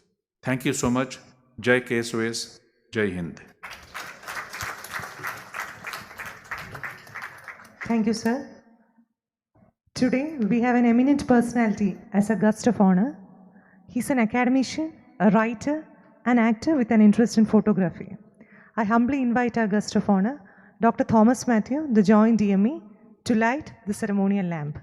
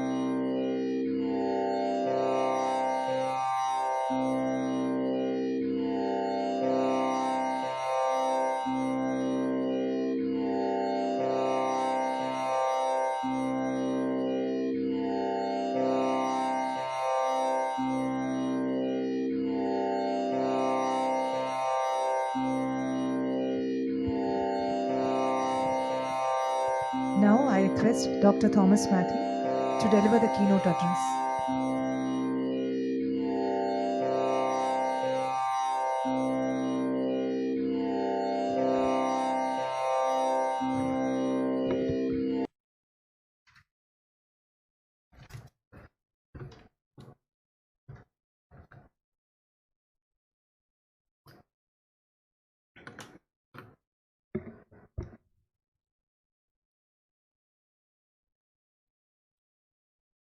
ബഹുമാന്യനായ KSOSൻ്റെ പ്രസിഡൻ്റായി ഇന്ന് സ്ഥാനമൊഴിയുന്ന doctor Babu Krishnakumar, secretary doctor Mahesh, പുതുതായി സ്ഥാനമേറ്റെടുത്തിരിക്കുന്ന president doctor Aroop Chakravarthy, doctor V Sahasranamam, doctor Biju, ഈ സമ്മേളനം ഉദ്ഘാടനം ചെയ്ത ആരാധ്യനായ നമ്മുടെ മുഖ്യമന്ത്രി, ഇവിടെ അവാർഡിന് അർഹരായി എത്തിയിരിക്കുന്ന ആരാധ്യരായ അധ്യാപകർ, എൻ്റെ ഗുരുനാഥന്മാർ, പ്രിയപ്പെട്ട സഹപ്രവർത്തകരെ, വളരെയധികം സന്തോഷത്തോടെ ചാരിതാർത്ഥ്യത്തോടെയാണ് ഈ പരിപാടിയിലൂടെ ഇവിടെ ഇരിക്കുകയും ഇതിൽ പങ്കെടുക്കാൻ സാധിച്ചത്. ഒന്നാമത്തെ കാര്യം, ഇതുപോലെ ഒരു തിരി കത്തിച്ചിട്ട് 2 കൊല്ലമായി.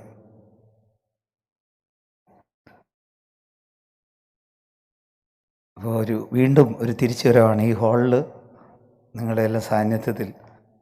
അത് വീണ്ടും ചെയ്യുമ്പോൾ ഒരു ചെറിയ കൈ വിറയ്ക്കുന്നുണ്ടോ എന്നുള്ള സംശയം തന്നെ ഉണ്ടായിരുന്നു.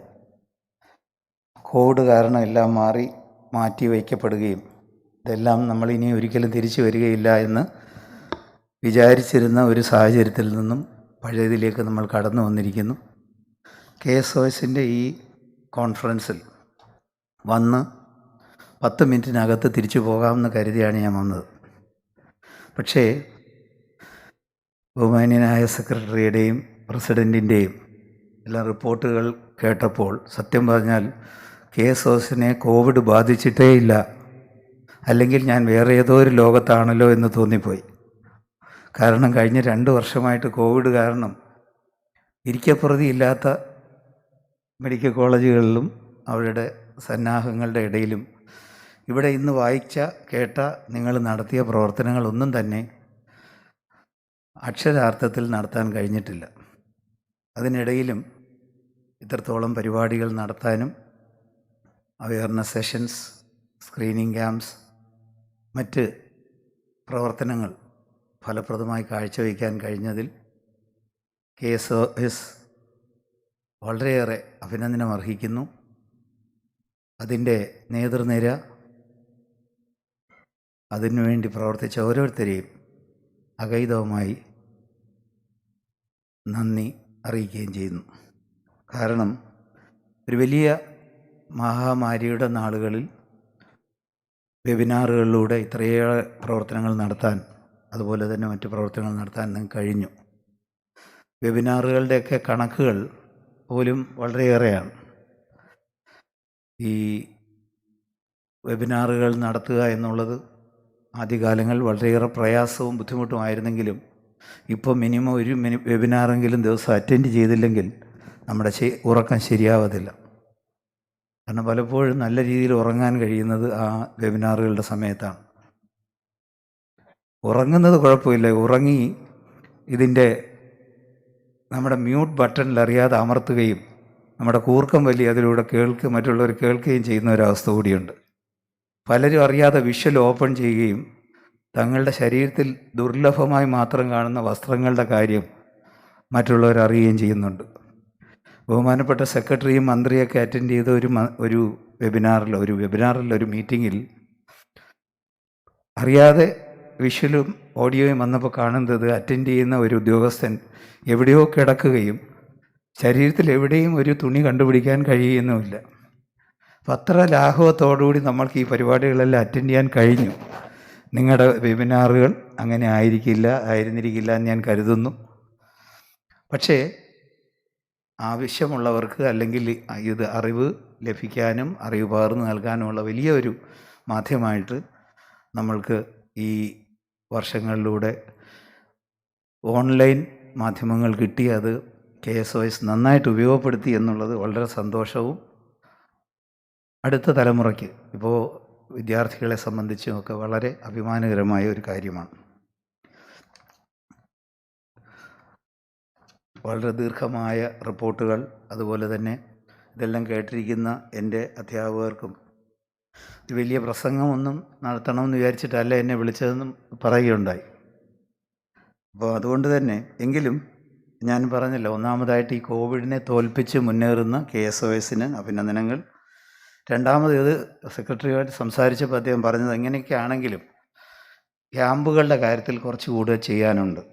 കാറ്ററാക്റ്റ്, ഡയബറ്റിക് റെറ്റിനോപ്പതി, അതുപോലെ ഗ്ലോക്കോമ, ഈ രംഗങ്ങളിലെ ക്യാമ്പുകൾ ഇനിയും വളരെയേറെ ബാക്ക്ലോഗുകളായിട്ടുണ്ട്. തുടർന്നുള്ള ദിവസങ്ങളിൽ, മാസങ്ങളിൽ ഈ വർഷം അത് ചെയ്യണമെന്ന് ആഗ്രഹിക്കുന്നു. ആരാധ്യനായ നിങ്ങളുടെ പുതിയ പ്രസിഡൻറ്റ് തൻ്റെ പ്ലാൻ ഓഫ് ആക്ഷൻ വളരെ കൃത്യമായിട്ട് കാണിച്ചു കഴിഞ്ഞു.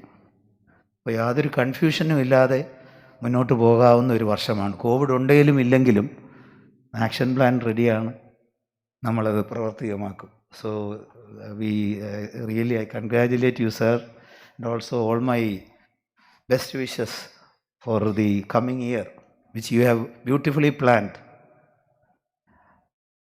വിത്ത് ലോട്ട് ഓഫ് ആക്ടിവിറ്റീസ്. ഒപ്പം നമ്മുടെ അക്കാഡമിക് ആക്ടിവിറ്റീസിൽ ഉൾപ്പെടുന്നവരുടെ സ്റ്റാറ്റിസ്റ്റിക്സും കാണിച്ചു. മിക്കവാറും എല്ലാ അവാർഡുകളും പേപ്പേഴ്സും എല്ലാം സ്ത്രീകളാണ് വിജയിച്ചിരിക്കുന്നത്. പക്ഷേ ഈ സൈഡിൽ ഒറ്റ സ്ത്രീകളെ പോലും കാണാനില്ല. വളരെയേറെ ബുദ്ധിമുട്ടിയിട്ടാണ് തീ കത്തിക്കാൻ പോലും ഒരാളിനെ കിട്ടിയത് മരുന്നിന്. കാരണം ഞാൻ ഇവിടെ നോക്കിയപ്പോൾ എനിക്കൊരു സ്റ്റാറ്റിസ്റ്റിക്സ് കിട്ടിയത്, എന്ത് സ്റ്റേജിൽ നടന്നാലും വളരെ ക്ഷമയോടുകൂടി അത് സഹിച്ചിരിക്കുന്നവർ സ്ത്രീകളാണ്. ഇവിടെ ഇരിക്കുന്നവരിൽ പുരുഷന്മാർക്ക് ഒരു പരിധി കഴിഞ്ഞാൽ പിന്നെ അവർ ഉറക്കം വന്നാൽ ഉറങ്ങും, ആര് കണ്ടാലും ഒരു പ്രശ്നവുമില്ല. സ്ത്രീകൾ പക്ഷേ അങ്ങനെയല്ല, അവർ വളരെയേറെ കോൺഷ്യസ് ആയിട്ടാണ് ഉറങ്ങുന്നത്. കണ്ണ് തുറന്നിരുന്ന് ഉറങ്ങാനും മാക്സിമം ആരെങ്കിലും നോക്കുന്നെങ്കിൽ ഉണർന്നിരിക്കാനും അവർ ശ്രമിക്കുന്നത് കാണാമായിരുന്നു. അതിൻ്റെ സ്റ്റാറ്റിസ്റ്റിക്സ് ഞാൻ പ്രസൻറ്റ് ചെയ്യുന്നില്ല. എങ്കിലും ഒരു വലിയ പോയിൻ്റാണ് ബഹുമാന്യനായ പ്രസിഡൻറ്റ് മുന്നിട്ട് കൊണ്ടുവന്നത്. തീർച്ചയായിട്ടും ഈ വേദികളിൽ സ്ത്രീ സാന്നിധ്യം വേണം. ഗസ്റ്റ് ഓഫ് ഓണറിൽ നിന്ന് തന്നെ തുടങ്ങാം. കാരണം സ്ത്രീകളുടെ പങ്കാളിത്തം ഏറ്റവും കൂടുതലുണ്ട് എന്ന ആ സ്റ്റാറ്റിസ്റ്റിക്സിൽ നിന്ന് നോക്കുമ്പോൾ വിദ്യാർത്ഥികളുടെ കാര്യത്തിലും അധ്യാപികമാരുടെയും മറ്റു പ്രവർത്തകരുടെയും എല്ലാം കാര്യത്തിൽ, ജീവനക്കാരുടെ കാര്യത്തിൽ പോലും പെൺകുട്ടികളുടെയും സ്ത്രീകളുടെയും മുന്നേറ്റം ഉള്ള നമ്മുടെ രംഗത്ത് സ്റ്റേജുകളിലും നമുക്ക് അവർക്ക് സാധ്യം കൊടുക്കണം. ബഹുമാന്യനായ പ്രസിഡൻറ്റ് അടുത്ത വർഷം സ്റ്റാറ്റിസ്റ്റിക്സ് പറയുമ്പോൾ തീർച്ചയായിട്ടും അത് 50-50 ആവുമെന്നുള്ള പ്രതീക്ഷ എനിക്കുണ്ട്. ഞാൻ വളരെ ലൈറ്റർ വെയിനിൽ പറയുന്നതാണ്, കാരണം നിങ്ങളെല്ലാമാണ് ഇതിൻ്റെ പിന്നിൽ നിന്ന് പ്രവർത്തിക്കുന്നതെന്ന് എനിക്കറിയാം. എങ്കിലും നേതൃസ്ഥാനത്തേക്ക് ഓഫ് കോഴ്സ് ഡോക്ടർ മീന ഇതിന് തൊട്ട് മുമ്പായിരുന്നു, ഒരു ബ്രേക്ക് കൊടുത്തതാണ്. എല്ലാവരും മുന്നോട്ട് വരികയും വളരെ മാതൃകാപരമായി പ്രവർത്തിക്കുകയും ചെയ്യുന്ന ഈ സംഘടനയെ സംബന്ധിച്ചിടത്തോളം അങ്ങനെ കുറ്റം കണ്ടുപിടിക്കാനൊന്നുമില്ല. പലപ്പോഴും എനിക്ക് തോന്നുന്നത് നമ്മുടെ പ്രൊഫഷണൽ അസോസിയേഷനുകളിലും ഓർഗനൈസേഷനുകളെ സംബന്ധിച്ച് ഒരു മാതൃകയാണ് ഈ സംഘടന. വളരെ കൃത്യമായ അജണ്ടയോടുകൂടി അച്ചടക്കത്തോടുകൂടി പ്രവർത്തിക്കുകയും ഫലപ്രദമായി പ്രവർത്തിച്ച് നാഷണൽ കോൺഫറൻസ് തന്നെ കേരളത്തിലേക്ക് കൊണ്ടുവരികയും ചെയ്തിരിക്കുകയാണ്. തിരുവനന്തപുരത്ത് പ്രിൻസിപ്പൽ എന്നുള്ള നിലയിൽ അനേക ജില്ലാ പരിപാടികൾ ഉദ്ഘാടനം ചെയ്യാൻ എനിക്ക് സാധിച്ചിട്ടുണ്ട്. അറിയുകയാണ് ഞാൻ എൻ്റെ പഠനവും അതിൻ്റെ അധ്യാപികമാരും അതുപോലെ തന്നെ അധ്യാപകരും ഉണ്ടായിരുന്ന അവിടെ ഒരു വലിയ പൈതൃകം തന്നെയുള്ള സ്ഥാപനം. ആ സ്ഥാപനത്തിൽ പലതും ഉദ്ഘാടനം ചെയ്തിട്ടുണ്ട്. ഇപ്പോൾ ഇതുമായി ഇപ്പം നാഷണൽ കോൺഫറൻസിനും നിങ്ങൾ എന്നെ വിളിക്കും എന്നുള്ളൊരു പ്രതീക്ഷയുണ്ട്. അതും വളരെ ഭംഗിയായി നടത്താൻ നിങ്ങൾക്ക് കഴിയട്ടെ. കോവിഡിൻ്റെ പ്രശ്നങ്ങൾ തീരുന്നു എന്ന് നമ്മൾ പറയുമ്പോഴും ബോട്സ്വാനയിൽ നിന്ന് ഒരാൾ യാത്ര പുറപ്പെട്ടിട്ടുണ്ട്. വലിയൊരു ഹൊറിഫയിങ് എന്നൊക്കെ പറയുന്ന രീതിയിലൊരു മ്യൂട്ടൻ സ്ട്രെയിൻ ബോട്സ്വാനയിൽ നിന്ന് പുറപ്പെട്ടിട്ടുണ്ട്. ഏത് സമയവും കേരളത്തിലാണ്. എല്ലാവർക്കും കേരളത്തിനോടാണ് താല്പര്യം. ഡോക്ടർ അരൂപ് കേരളത്തിൽ വന്നതുപോലെ തന്നെ ബോട്സ്വാനയിലെ സ്ട്രെയിനും ഇവിടെ വരും എന്നൊരു ഭീഷണി നമുക്ക് നിലനിൽക്കുന്നുണ്ട്. അത് ജനങ്ങൾക്ക് പക്ഷേ വലിയ പ്രശ്നമില്ല അതിപ്പോൾ. കാരണം ആളുകളെ സംബന്ധിച്ച് പറയുമ്പോൾ ഇന്നസെൻ്റ് സിനിമയിൽ പറഞ്ഞ പോലെ ഇതൊക്കെ കുറേ കേട്ടിട്ടുണ്ട് എന്ന് പറയുകയാണ്. ഇപ്പം നമ്മൾ പറയുന്നൊന്നും അങ്ങനെ ഇത് ഏൽക്കുന്നില്ല. പക്ഷേ അത് നമ്മുടെ ഒരു റെസിസ്റ്റൻസ് കൊണ്ടോ അല്ലെങ്കിൽ നമ്മുടെ ഇമ്മ്യൂണിറ്റി കൂടിയത് കൊണ്ടോ വാക്സിനേഷൻ ഒരു സാച്ചുറേഷൻ എത്തിയത് കൊണ്ടോ കുട്ടികളിൽ ഇതുവരെ ആയിട്ടും വലിയ പ്രതിസന്ധികൾ ഉണ്ടാവാത്തത് കൊണ്ടോ ഒക്കെ നമ്മൾ ഈ ബോട്സ്വാനയും അതിജീവിക്കും എന്നാണ് കരുതുന്നത്. എന്തായിരുന്നാലും അതിനും കൂടി നിങ്ങളുടെ പ്രവർത്തനങ്ങൾ ഉണ്ടാവുന്നുണ്ട്. കോവിഡിൻ്റെ കാലയളവിൽ, കോവിഡ് ആനന്തര കാലയളവിൽ ഏറ്റവും നല്ലൊരു വർഷമായി KSOSൻ്റെ നടക്കട്ടെ. എല്ലാ പ്രിയപ്പെട്ട സഹപ്രവർത്തകർക്കും അതിൽ ഭാഗവാക്കാകാനും അതുപോലെ തന്നെ നല്ല രീതിയിൽ ബഹുമാന്യനായ നമ്മുടെ മുഖ്യമന്ത്രി നമ്മളോട് ആഹ്വാനം ചെയ്തതുപോലെ സാമൂഹികമായ പ്രതിബദ്ധത ഉൾക്കൊണ്ടുകൊണ്ട് പ്രവർത്തിക്കാനും ഈ സംഘടനയ്ക്ക് കഴിയട്ടെ. ഇതിൻ്റെ നേതൃത്വത്തിന് കഴിയട്ടെ. എല്ലാവിധ സഹായ സഹകരണങ്ങളും കൊടുക്കാനായി മെമ്പേഴ്സായി നിങ്ങളുണ്ട്. നിങ്ങൾക്ക് ഇതിനുള്ള അഭിനന്ദനങ്ങൾ അറിയിച്ചുകൊണ്ട് നല്ലൊരു ആനുവൽ കോൺഫറൻസ് നേർന്നുകൊണ്ട് നിർത്തുന്നു. നന്ദി, നമസ്കാരം. Thank you, sir, for the valuable message. One of the notable features of the KSOS annual conference is the oration delivered by the stalwarts in the field of ophthalmology and allied specialties. I request Chairman Scientific Committee, Dr. Rajiv Sukumaran, to formally announce the recipient of the Dr. C. Oman Memorial Oration this year.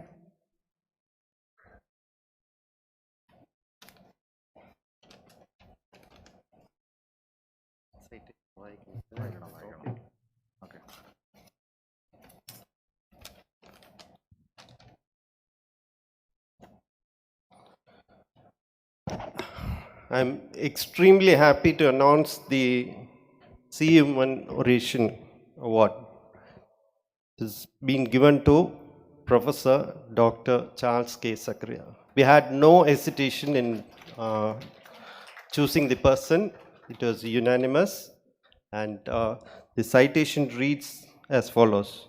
The Kerala Society of Ophthalmic Surgeons has immense pleasure in bestowing the Dr. C. Uman Memorial Oration Award 2021 on Dr. Charles K. Sakria in appreciation and acknowledgement of his dedicated and distinguished service in clinical ophthalmology and ophthalmic education. His contribution to our state society is in various capacities, including the presidential post, also is deeply appreciated. Presented on the 26th day of November 2021 during the annual conference of the society at Thiruvananthapuram. Signed by Dr. Arup Chakravarti, the President, Dr. Rajiv Sukumaran, Chairman Scientific Committee, Dr. Mahesh G, Honorary General Secretary. Now I request the Chief Guest of Honor to bestow the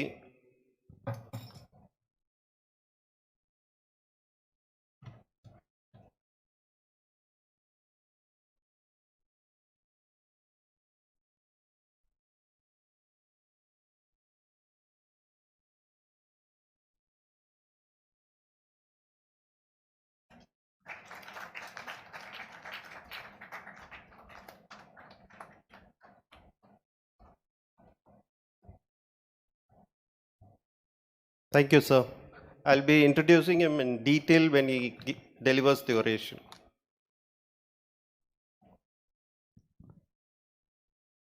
As in the previous years, our society is bestowing the Lifetime Achievement Awards to two senior ophthalmologists this year. I request KSOS General Secretary Dr. Mahesh to formally announce the names of the Lifetime Achievement Awardees this year. I have great pleasure in announcing the name of the Lifetime Achievement Award of KSOS for the year 2021.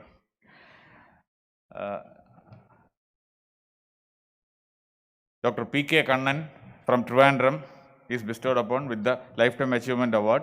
He is my teacher and respected teacher from RIO Trivandrum. The citation reads, Kerala Society of Ophthalmic Surgeons has immense pleasure in bestowing the Lifetime Achievement Award 2021 on Professor Dr. P.K. Kannan in appreciation and acknowledgement of his dedicated and distinguished service in clinical ophthalmology, administration, and ophthalmic education. His contribution to our state society in various capacities, including the presidential post, is also deeply appreciated. Presented on the 26th day of November 2021 during the annual conference of the society in Thiruvananthapuram. Signed by President Dr. Arup Chakravarti, General Secretary Dr. Mahesh.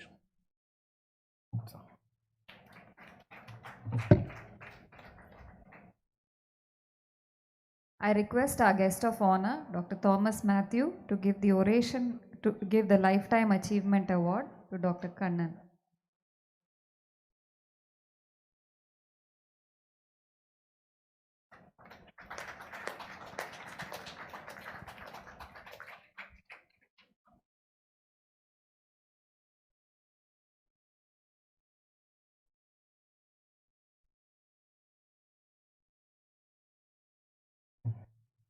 Let me introduce the second Lifetime Achievement Award of 2021. I have great pleasure in giving the name of Dr. Uma Mohandas Madam from Kollam for the Lifetime Achievement Award 2021. The citation reads, Kerala Society of Ophthalmic Surgeons has immense pleasure in bestowing the Lifetime Achievement Award 2021 on Dr. Uma Mohandas in appreciation and acknowledgement of her dedicated and distinguished service in clinical ophthalmology and her contribution to our state society. Presented on the 26th day of November 2021 during the annual conference of the society in Thiruvananthapuram. Signed by President Dr. Arup Chakravarti and Secretary Dr. Mahesh Ji.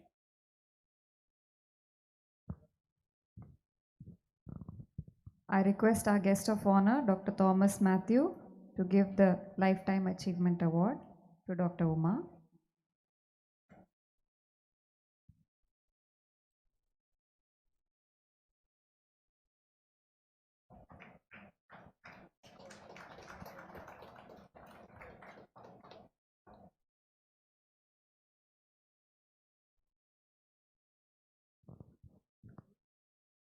It's now time to give the scientific awards of Drishti 2020. I request Dr. Rajiv Sukumaran, the scientific committee chairman, to announce the names of the various awardees of last year's annual conference, and I request our guest of honor to give the awards.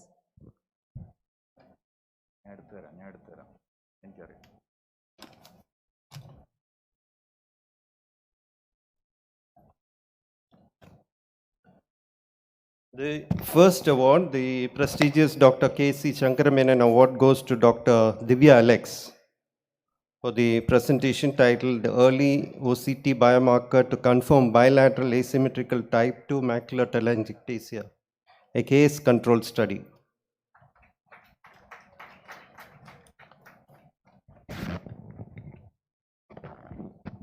The next award is Padma Bhushan Dr. Shiva Reddy Award goes to Dr. Ashmita Indurkar, titled Multi-Layered Pigment Epithelial Detachment. Is it a new variant or a variant of AMD?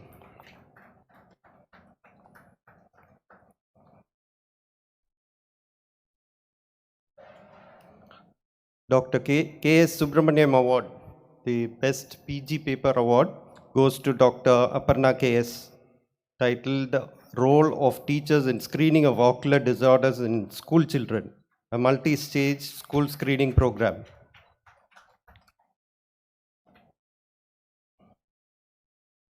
Dr. Noel Moniz Anterior Segment Award goes to Dr. Natasha Radhakrishnan.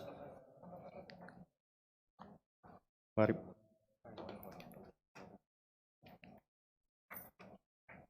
Ayyo, sorry.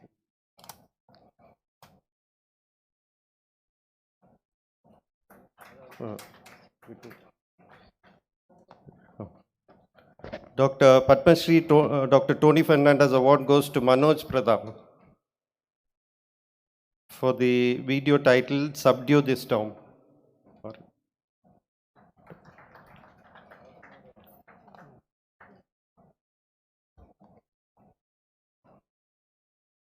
COC RedNet Posterior Segment Award goes to Akshaya Ashok for the paper titled Late Geographic Hyperfluorescence, Importance of this Poorly Described ICGA, Finding in Choroidal Neovascularization. Dr. KGR Nair Memorial Award goes to Dr. Divya Alex for the paper titled Subretinal Hyperreflective Material, Morphology in Neovascular Age-Related Macular Degeneration, a case control study. Dr. S. Mohandas Memorial Award goes to Dr. Manju Anub, Comparison of Spectralis ST-OCT, Heidelberg versus the Cyrus SD-OCT, Carl Zeiss, for the assessment of Brooks membrane opening based neural retinal rim width measurement in myopic eyes. TACO Poster Award goes to Dr. Samir I, Risk Factors of ROP in Cradle ROP Study.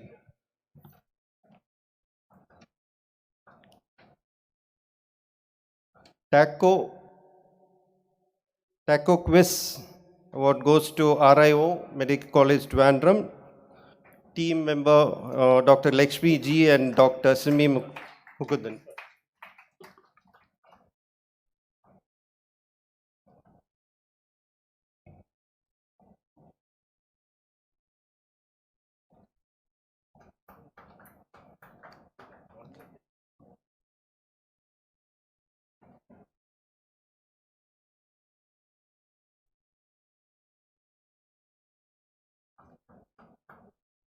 KSOS COC PG Gold Medal for the year 2021 goes to Dr. Hassan Kunja Jubair.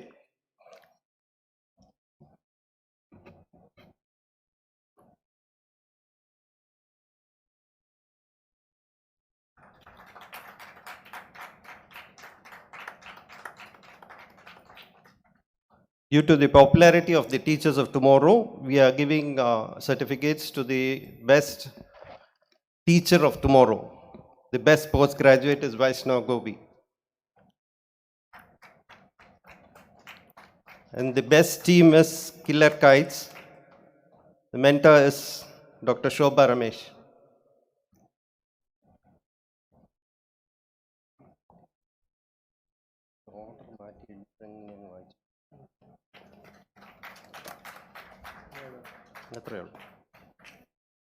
That's the end of the award.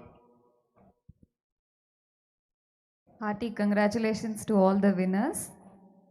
The KSOS Secretary, Dr. Mahesh, will now announce the President's Award for the Best District Ophthalmic Clubs this year. I request Dr. Babu Krishna Kumar, the outgoing KSOS President, to hand over these awards. The Best Ophthalmic Club, KSOS President's Award for Best District Ophthalmic Club, Metro Club, goes to Cochin Ophthalmic Club.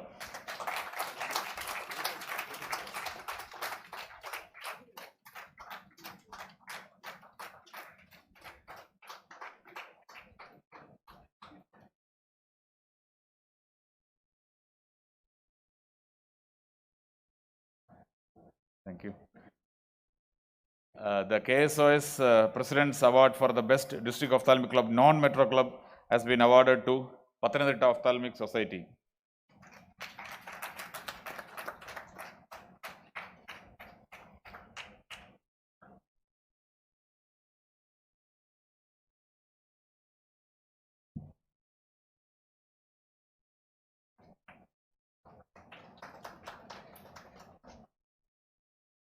The KSOS President's Special Appreciation Award has been presented to Kozhikode Ophthalmic Society for their excellence in academic activities for the year 2020-2021.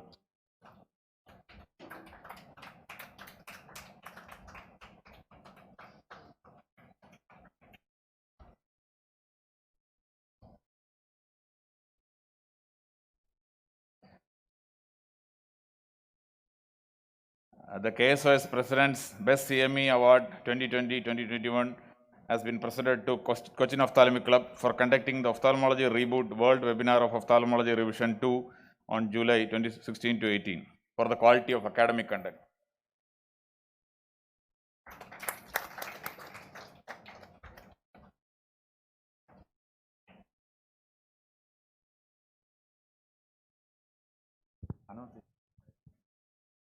As a token of our appreciation, I request our President, Dr. Arup Chakrabarti, to hand over a memento to our guest of honor, Dr. Thomas Matthew.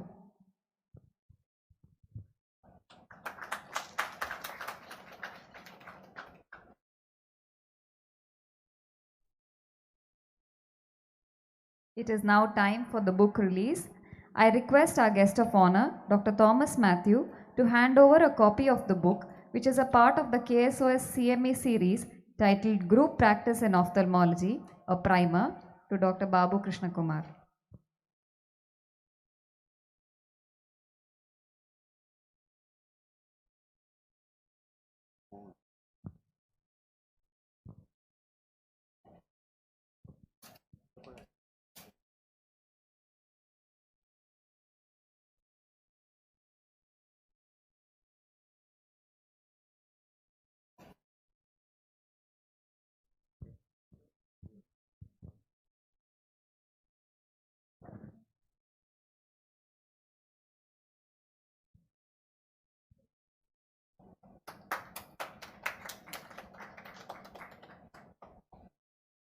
Thank you, sir.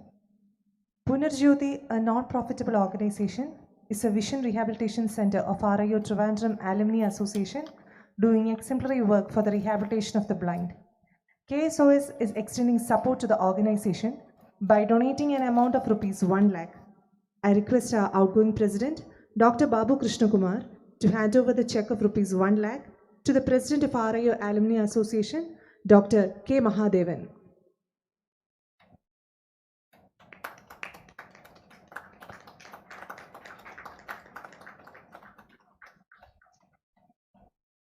Thank you, sir. It's now time to acknowledge the service of the outgoing office bearers of KSOS and the organizing secretary of last year's Drishti. I request Dr. Babu Krishna Kumar to give the mementos to them. General Secretary Dr. Mahesh G.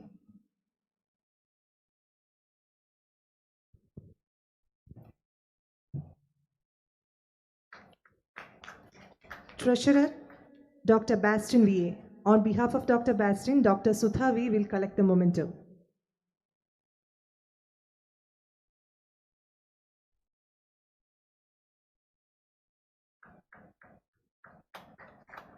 Chairman Scientific Committee, Dr. Rajiv Sukumaran.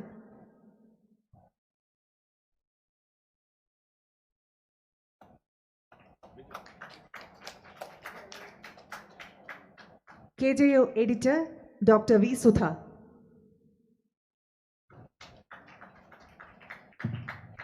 Website Editor, Dr. Jain V. Chimman. On behalf of Dr. Jain V. Chimman, Dr. Sudha V. will receive the memento. Joint Secretary Dr. Rohan A. On behalf of Dr. Rohan, Dr. Sujit Nayanar will receive the memento.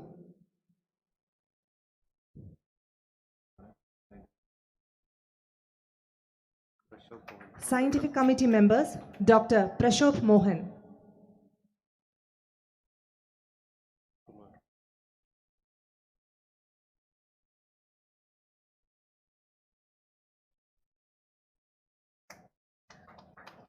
Dr. Vinod Kumar NV. On behalf of Dr. Vinod Kumar, Dr. Vijay Lakshmi will be receiving the memento.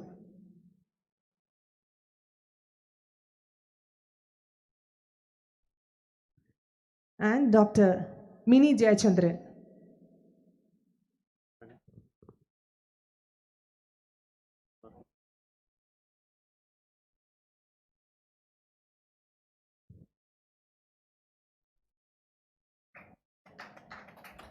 and Organizing Secretary of Drishti 2020, Dr. Thomas Cherian.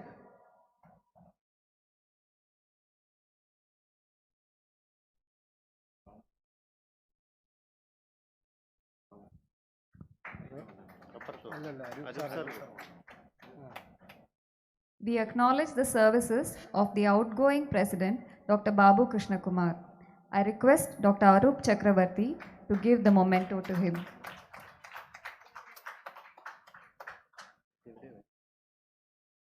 We have all witnessed the seamless execution of the scientific committee activities of Drishti on a virtual platform.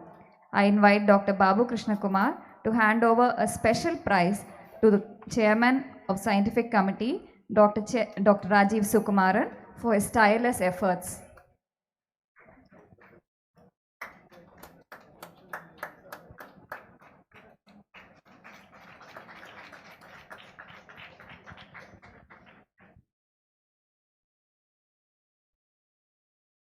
Thank you, sir. I request Dr. Biju John, the Chief Organizing Secretary of Drishti 2021, to deliver the vote of thanks.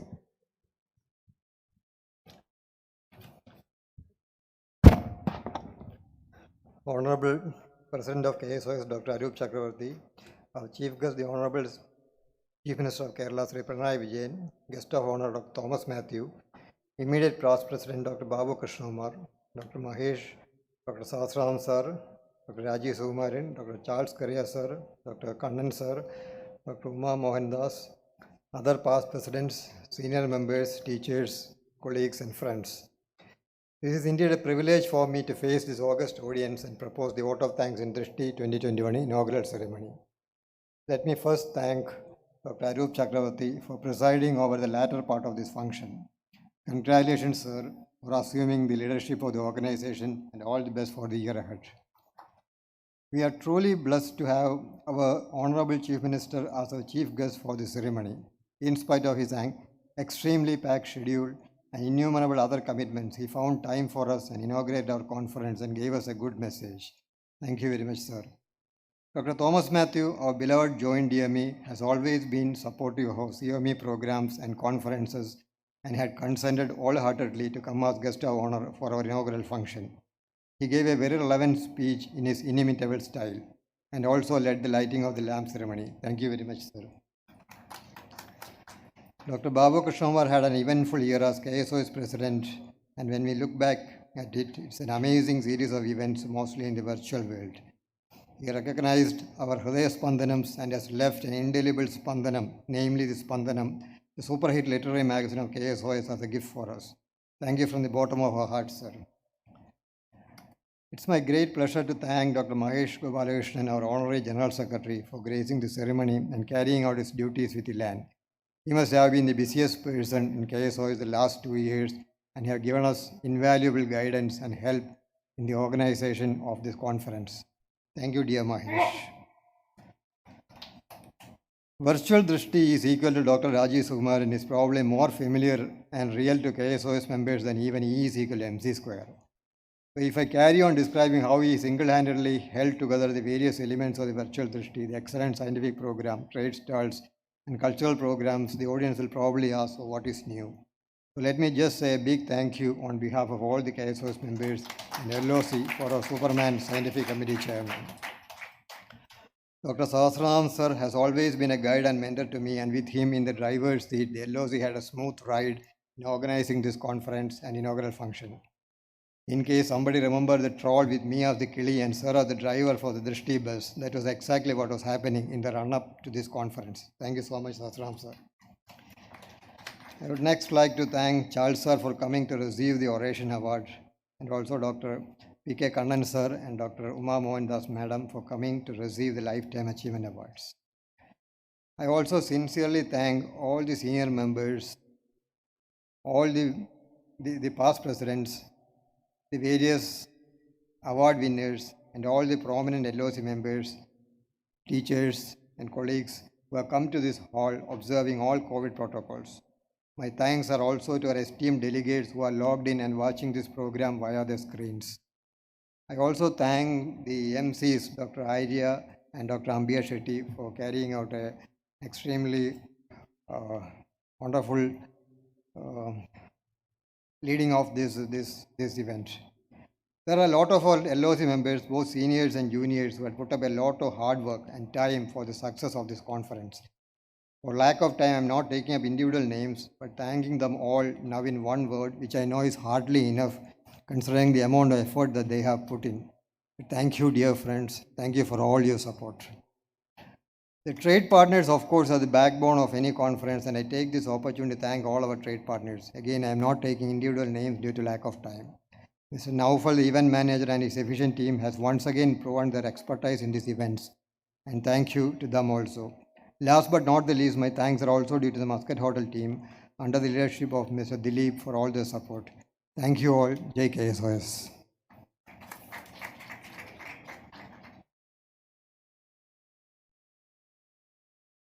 With this, we come to the end of today's inaugural function, and this is to be followed by the oration.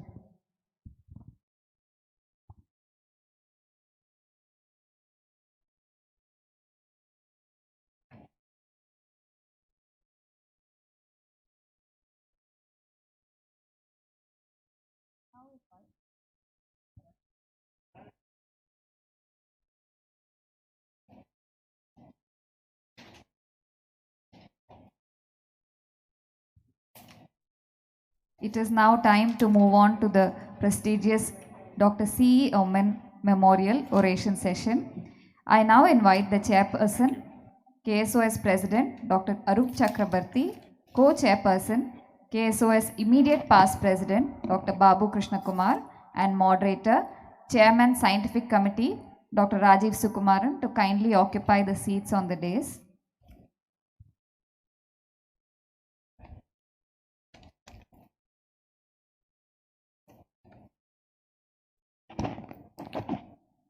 Before I invite Charles sir to deliver the oration, let me briefly tell you who Dr. C. Human was and what because most of you do not know about him.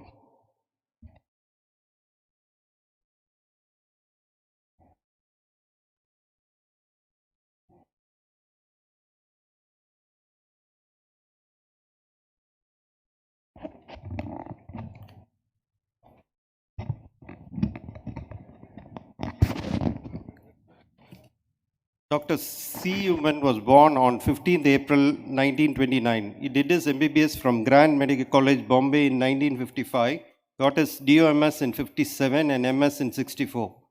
He started his career as an ophthalmic consultant in the health services of Government of Kerala, and in 1970 he resigned the government service and started his own hospital at Kannanur, Dr. Women's Eye Hospital, one of the finest and well-equipped eye hospital in Kerala. He was the founder president of Kerala State Ophthalmic Society. Earlier it was called State Ophthalmic Society. Subsequently it was changed to Society of Ophthalmic Surgeons. He was the founder president in 76-77 and one of the senior member of Indian Medical Association, and was the president of IMA Kerala State in 74-75. In 85-86 he was elected as the senior vice president IMA New Delhi. He was the fellow of various ophthalmic associations, including the American College of Surgeons, International College of Surgeons, IMA Academics of Medical Specialties, etc. Regarding his social activities, he joined Rotary in 1972. He was assigned many responsible positions, including the Governor's Group Representative and Chairman District World Fellowship. He was very much interested in sport and was very active. He was officiating many positions of sports clubs and organization of Kannanur. He was the president of IMCA Kannanur in 1975. Dr. Woman had attended a large number of national and international conferences in ophthalmology and has contributed many scientific papers. Dr. Mrs. Macy Woman is the wife and has got two sons. Elder son is Dr. Raj Isaac Woman. He is an ophthalmologist. Dr. C. Woman met with a very fatal accident on March 18, 1988 near Kannanur. Dr. C. Human oration was instituted by KSOS in the year 1999, and Dr. S. Badrinath was the first recipient of this oration award. And today I'm proud to say that this prestigious award is Oration Award is awarded to Professor Dr. Charles K. Sakria. So he was born on 20th July 1952 to Chevalier S.V. Sakria and Baby Sakria. He did his schooling from St. Thomas Residential School, Ernakulam, pre-degree from Union Christian College, Alua, graduation in 1974, Government TD Medical College, Alappuzha, senior house agency from Christian Medical College, Vellore, post-graduation from MS Ophthalmology from Government Medical College, Trivandrum, worked as faculty in all the government medical colleges of Kerala for 27 years. Retired as professor and HOD from Government Medical College, Thrissur in 2008. Continuing as professor and HOD Department of Ophthalmology and Deputy Medical Superintendent, Amila Institute of Medical Science, Thrissur from 2008. He is a life member of KSOS, AAOS and IMA. Past President and Secretary of TACO. Scientific Committee Chairman of KSOS for 2 years. Enforced strict time schedule for scientific session during his tenure, which is being followed after that. Even during the digital days, the time is being followed even today.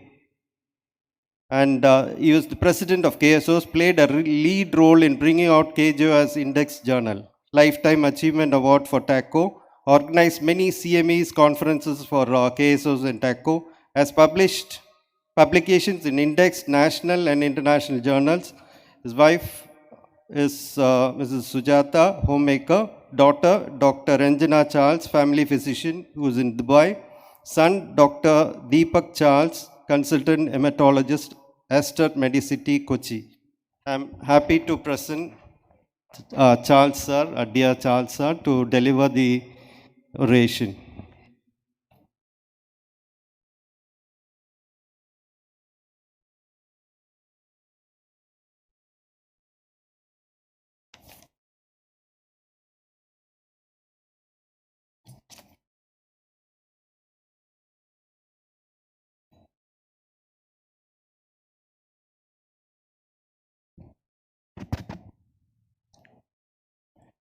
Good evening, friends. President Dr. Arup, immediate past President Dr. Babu, Scientific Committee Chairman Dr. Rajiv, senior faculty members, dear friends.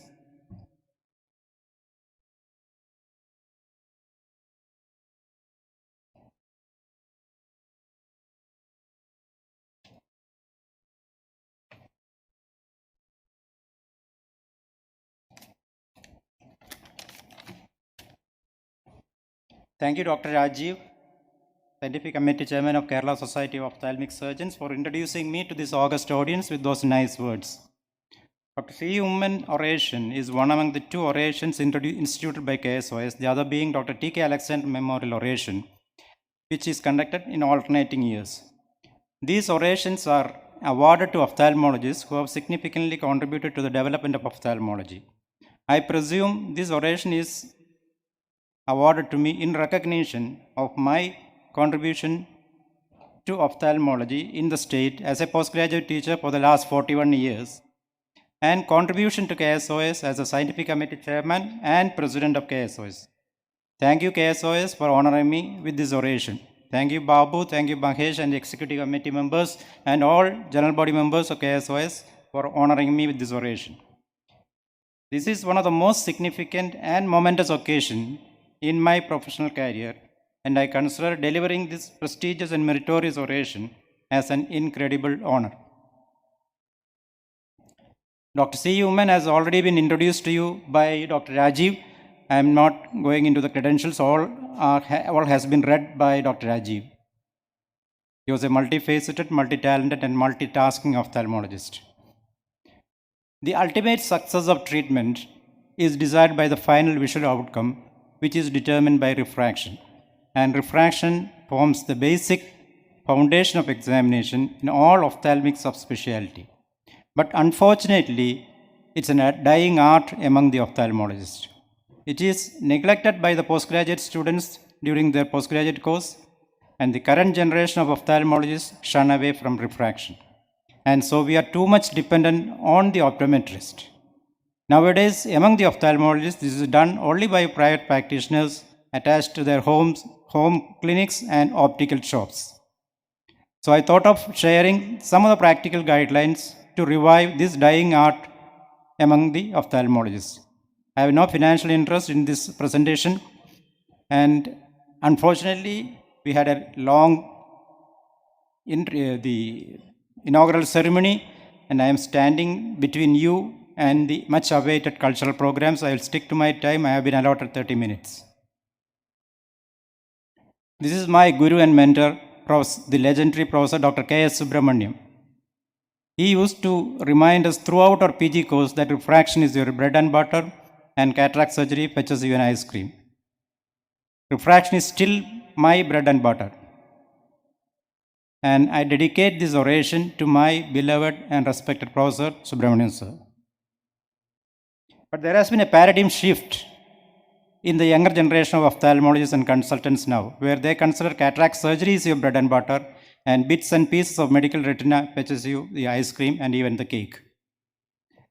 The retinoscopy and autorefraction can unearth the amount of refraction, but whether to prescribe it or not, and if to prescribe, how much to prescribe, is the challenge to the practitioner.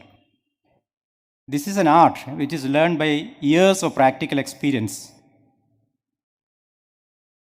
Now, why should an ophthalmologist learn refraction? Because it's an optometrist's job as like in the West. Your patients are more happy and satisfied if refraction is done by the treating doctor himself. For my last 41 years, this is the comment I hear from most of the patients. I went for glass correction. It was done by a technician. I am not happy, and I am not happy the way it was done. So you should have the practical experience to point out errors done by the opticians. You should be skillful to verify the refraction done by the optometrist, and you should be confident to clear their doubts. And moreover, you have got a vicarious responsibility because the prescription is signed on your behalf. And you can fall back on your refraction skills whenever your surgical hands let you down later in your life. So always you should aim to give comfortable vision rather than a super eagle vision. A comfortable 6/6 parts or even 6/9 may be better than an uncomfortable 6/5. To start with, always do a pinhole test before subjective refraction, which gives you the endpoint of maximum visual acuity attainable during a subjective refraction. I always do a preliminary full subjective refraction before I start examining the patient. The advantage is that I can minimize the indication for a cycloplegic retinoscopy. And if your retinoscopy value tallies and the preliminary subjective refraction tallies, I can give the glasses that day itself without a PMT. On the other hand, it is not suited for preschool children, mentally retarded and non-cooperative patients, and the other factor of accommodation playing a role in young patients can lead on to pseudomyopia and lot of errors. So what will be the starting point of your subjective refraction? You can get clues from the age and symptoms of the patient. For example, a school-going child with difficulty in seeing blackboard is usually a myope, whereas a eye strain, blurring of letters and running together and missing of letters may be astigmatism. And the patient in the 40s who had a previous good vision now complaining of defective vision could be developing a manifest hypermetropia. Similarly, an elderly hypermetrop now can read without glasses, he is developing index myopia due to cataract. The other clue you can get is from the acuity of vision. For example, a patient with a 618 may be having 1 diopter spherical power, or a 636 may be having 2 diopter. The denominator divided by 18 usually gives you the spherical power. It's an approximate one. You can get clues from the examining the eye, like a small disc in hypermetropia, a large disc in myopia, and an oval disc in astigmatism. The power of the present glass, which is determined by neutralization or lensometer, can give you some clues regarding starting of your subjective refraction. But the most important factor is the tool nowadays is autorefractometer, which is good for a rapid screening of refractive errors.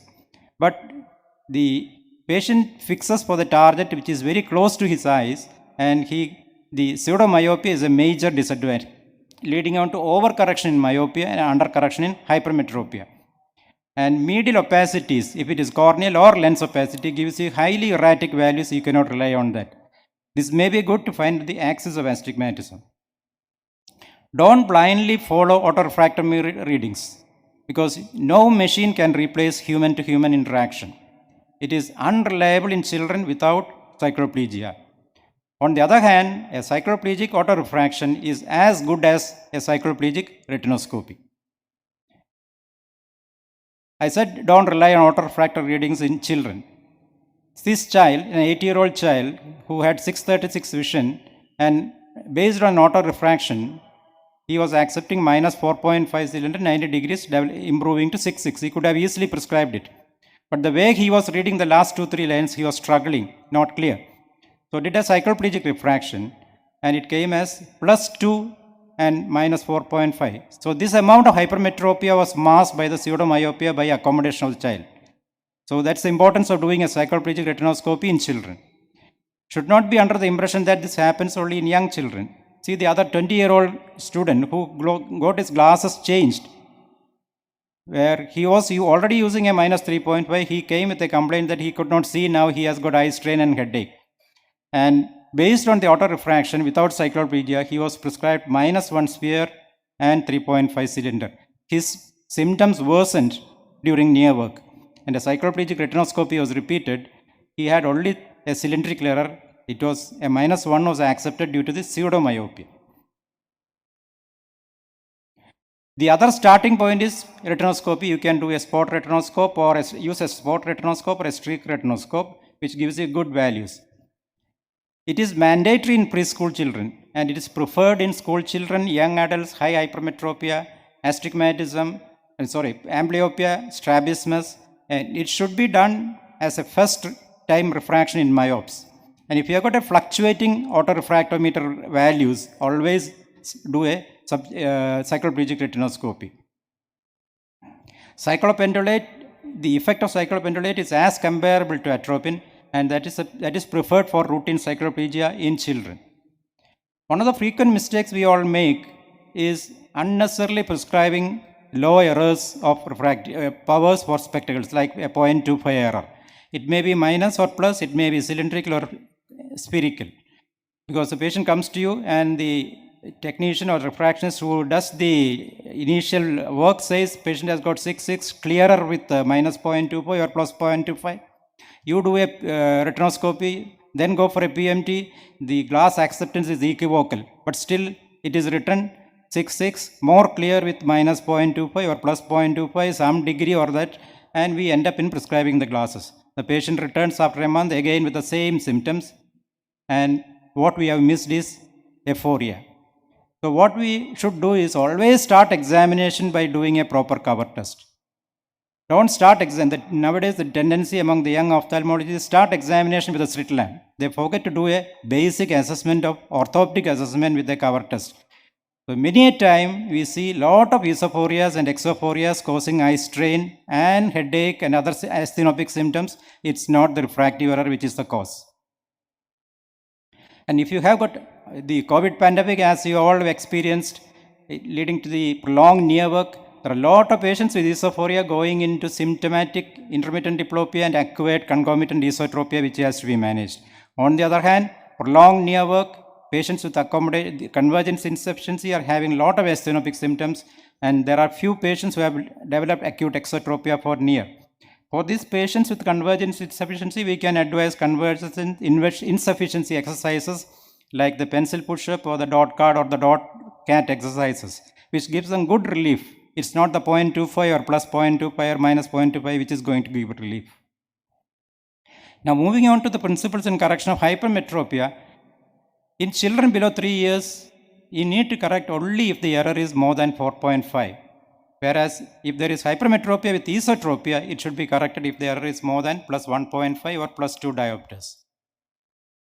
But in the age group of 6 to 12, children, they are strenuously working at school, even small errors has to be corrected. And they should be advised constant wear if the error is more than 3 diopters, and if it is less than 3, they may be used for near work alone.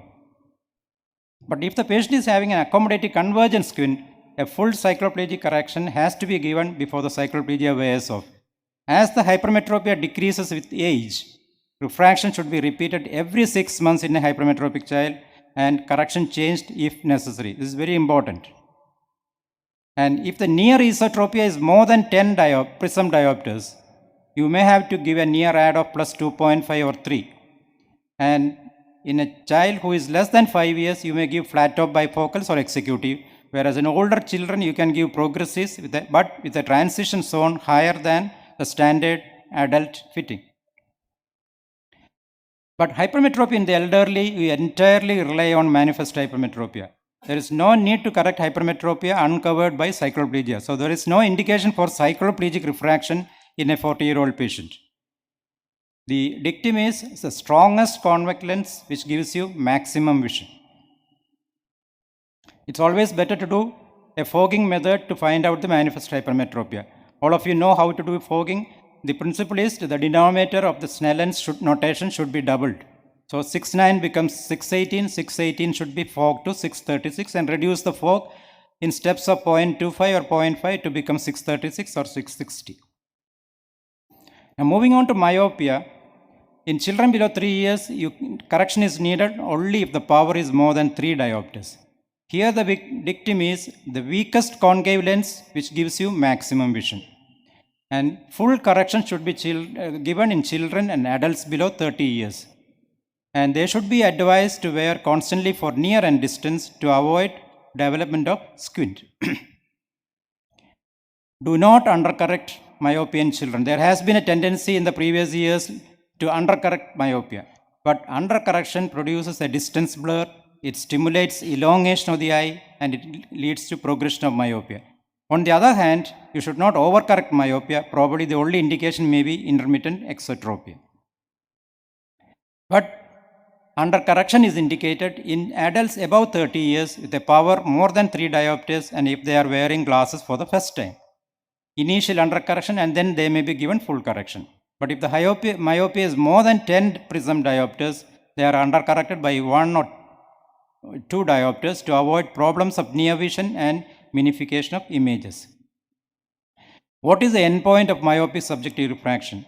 The letters in the chart should appear clear and sharp. It should not be smaller and dark. Smaller and dark means it becomes overcorrected. Many a time a myopic patient usually accepts overcorrection because the letters become darker. An extra minus 0.25 may be unnoticed by a young myope, but it's a very bad mistake for a 40-year-old patient. Always do a duochrome test to know whether you have overcorrected or undercorrected in a myope. If you see a myopic patient with the spectacle sagging towards the tip of the nose, that means it's overcorrected. She is trying to adapt it because it is overcorrected. Ideally, it should be fitted very close to the eye. Once a myope, you are a lifetime myope unless you do a refractive surgery. Now, it has been postulated that currently there are about 30% of children in the 11 to 15 years of age group in the Indian scenario having myopia. And the projection is that by 2050, there will be about 64 million myopic children, which is amounting to 40 to 50%. So what are the interventions we can think about for slowing or preventing the progression of myopia? It could be environmental, pharmacological, peripheral defocus spectacles, multifocal contact lenses, and orthokeratology lenses. The most important factor in preventing or slowing down the progression of myopia is increasing that outdoor activities and exposure to sunlight. Sunlight exposure has got a protective mechanism in myopia. With the high illumination outdoors and the illumination levels more than 1000 lux, which relaxes the accommodation, which decreases the pupillary size, it decreases the retinal blur and prevents elongation of the eye. The recommended outdoor exposure is 2 hours per day or approximately 10 to 12 hours per week, which has been proven in various studies to decrease the progression of myopia. The longer wavelength light, blue light, has got a protective effect in preventing the progression of myopia. In some of the Asian countries like China, Hong Kong, and Taiwan, they have gone on to glass classrooms to get exposure to sunlight during the class hours. The other factor in progression of myopia is to reduce the time for near work.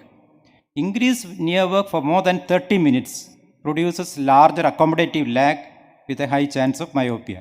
Similarly, children with a closer reading distance less than 30 centimeters, they are 5 times more likely to be myopic.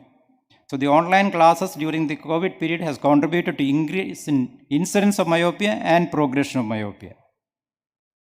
The next intervention which we can think about is pharmacological.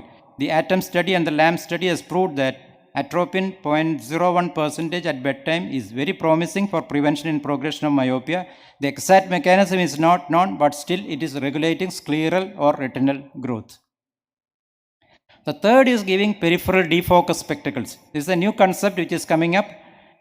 The concept is that peripheral retinal perceptions are more important than the foveal perception in controlling in the progression of myopia. If you see this picture on the left, where it is emmetropic, the foveal, the rays and the peripheral rays are focused on the retina. Whereas the picture on the top in the middle, you see what is seen in myopia. The foveal rays are focused in front, but the peripheral rays are focused behind because of the shape of the globe in myopia. It is supposed to be expansion is happening only in the posterior pole and equator, not in the periphery. We say it is a prolate shape, so the images are focused behind, just like in hypermetropia. So when you give a single vision lenses, as is shown in the down picture there, the foveal rays, central rays are coming back to focus on the retina, but the peripheral rays are again projected back, producing a hypermetropic blur. But what is desired ideally is a glass which gives a foveal focus and a peripheral myopic blur. And based on this, few companies have come out with peripheral defocus spectacles. One is Myovision from Zeiss. They claim to produce about 30% prevention in progression of reducing the progression of myopia. You have lenses, Stellus lenses from Essilor based on Holt technology, where it is supposed to reduce the progression of myopia by about 67%. These lenses are not available in India now. But this is the Hoya lens, the MioSmart spectacle lenses based on defocus incorporated multiple segments, DIMS, which is going to be available in India shortly. They claim about 62% in prevention and in reducing the progression of myopia. The fourth one is multifocal contact lenses, which is very popular in the West. The MySight lenses are supposed to reduce the progression of myopia. Orthokeratology lenses, the ortho-K lenses, now with the new design, with a better fit and oxygen permeable material, with a myopic peripheral defocus, are becoming increasingly more popular. Wearing in overnight use can flatten the cornea. This is becoming increasingly popular now in the West. Moving on to astigmatism, in children below 3 years, you need to correct only if the power is more than 2 diopters. Astigmatism less than 0.5 diopter need not be corrected if asymptomatic. But if you are correcting, give full correction in children. But in adults with high astigmatism, full correction is not tolerated initially, so under correction is better and full correction is given subsequently. Don't blindly change axis based on autorefractometer readings. Avoid minimal alteration of axis if worn successfully for some time. This is happening in many of these patients. So conventionally we give the regular axis of 180 and 90.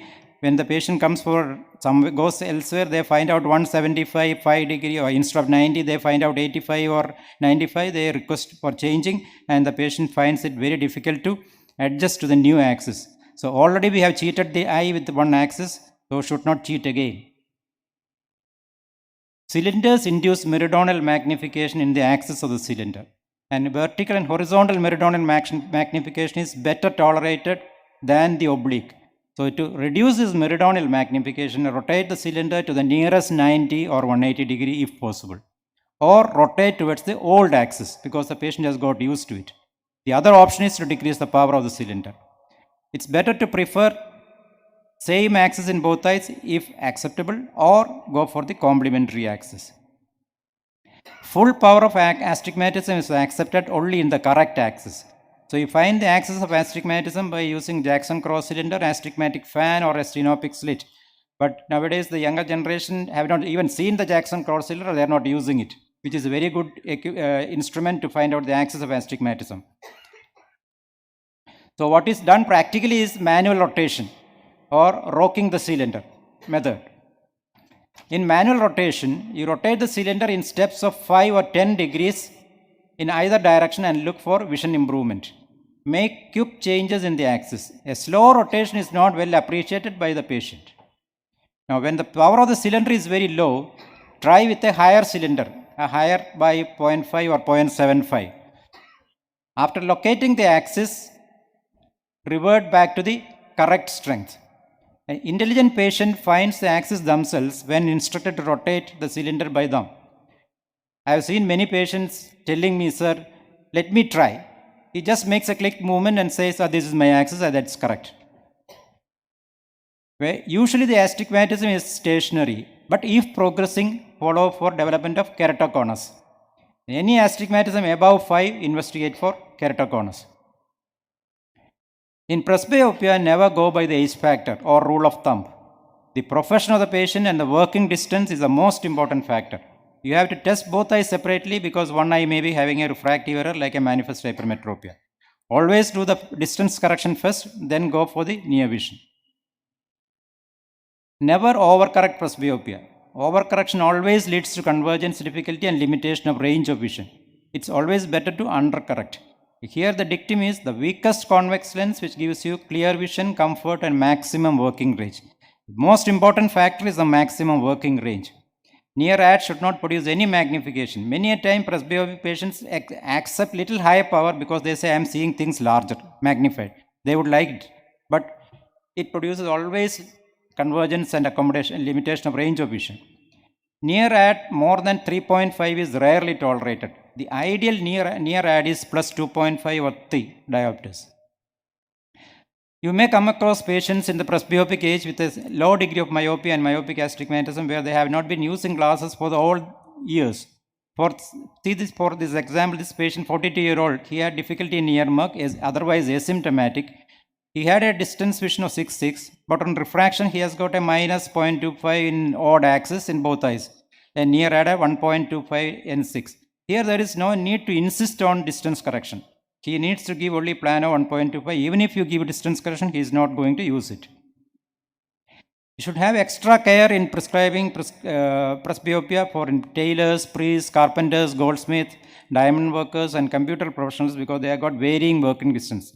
And if you see a presbyopic patient pushing the glass down to the tip of nose, that means he is undercorrected. He needs more correction. Sometimes you come across patients with frequent changes in refraction. So here I had one patient 2 weeks back, 45-year-old female who was using 1.5 spherical plus with a near vision of plus 1.5, he was having 6.6 and N6. Now she says that glass is uncomfortable, she cannot, the distance is blurred and her near vision is also not clear. On rechecking, now he has got 6.6 vision plano and near vision is 1.5. So it was sent for signing the prescription. Then I thought, why this is happening? So I asked the patient history back again. He is a diabetic and she stopped treatment for some time. I asked her to check the blood sugar now itself. The random blood sugar came as 500. So initially it was prescribed in the euglycemic stage. Now it has come hyperglycemia and the amount of plus 1 hypermetropia has been masked by the myopia produced by diabetes. See this another patient, 65-year-old male. He had 60 vision, improved to 6.6 with plus 2.5 and a near at 2.5 he had N6 vision. 1 month later he comes back saying the glass you prescribed is not suitable for me for both distance and near. The new refraction is plus 3.5 6.6 and near at 2.5 N6. So here he took back the history. After getting the new glass, he got admitted to a hospital with chest pain. He was investigated. His blood sugar was 600. So the initial prescription was prescribed in the hyperglycemic stage. Patient didn't tell, nobody took the history. And when the hyperglycemia got controlled treatment, his glass was unsuitable. So whenever you prescribe in an elderly patient, always ask a history of diabetes and always make sure you see the value. Don't rely on the patient saying it's controlled. Make sure you see the value for blood sugar and prescribe only if it is reasonably controlled. Properly counsel the patient when wearing glasses for the first time, when shifting to bifocals, when shifting to progressives, when they are changing the glass or the frame and changing the axis.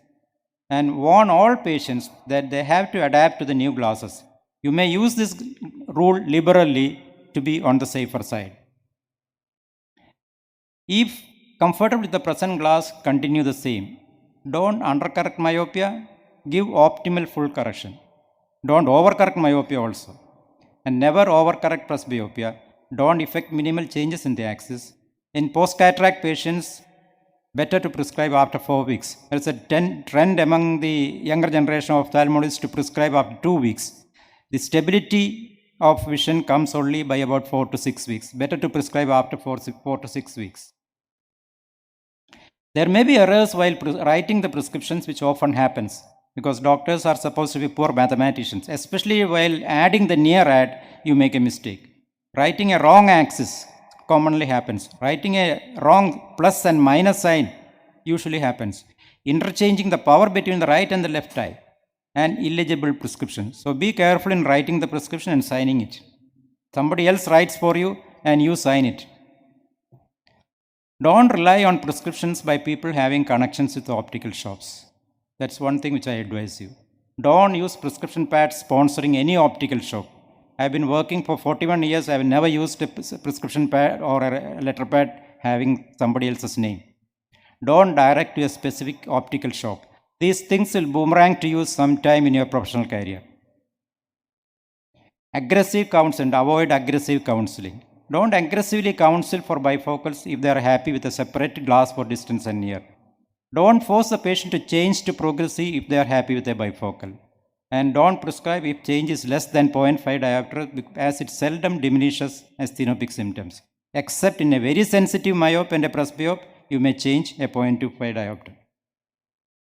Sometimes you see a patient coming to you with a shopping bag of full unsatisfactory spectacles, prescribed over the last 6 months, given by XYZ. You may probably add on to the collection if you do it. So try to counsel and help the patient. Combination of your skill, knowledge, your timing and charisma may prevail to make the patient happy. The most demoralizing and embarrassing statement, my earlier spectacles were better. Try to avoid this feedback. Make sure to compare the vision with the present glass and the final trial lens before you prescribe it. Give the option to the patient to choose between the two. If happy with the present glass, don't insist on a change. Follow all the rules which I have shown above. Become a successful practitioner and revive the dying art of refraction. Thank you for your patient listening.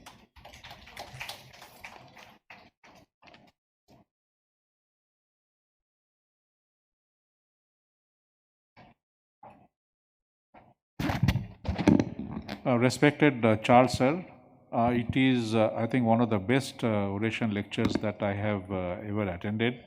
It is full of practical pearls and, I mean, not only for young ophthalmologists, those of us who have been around for quite some time, we are going home with plenty of pearls. Thank you so much for your very illuminating oration, sir.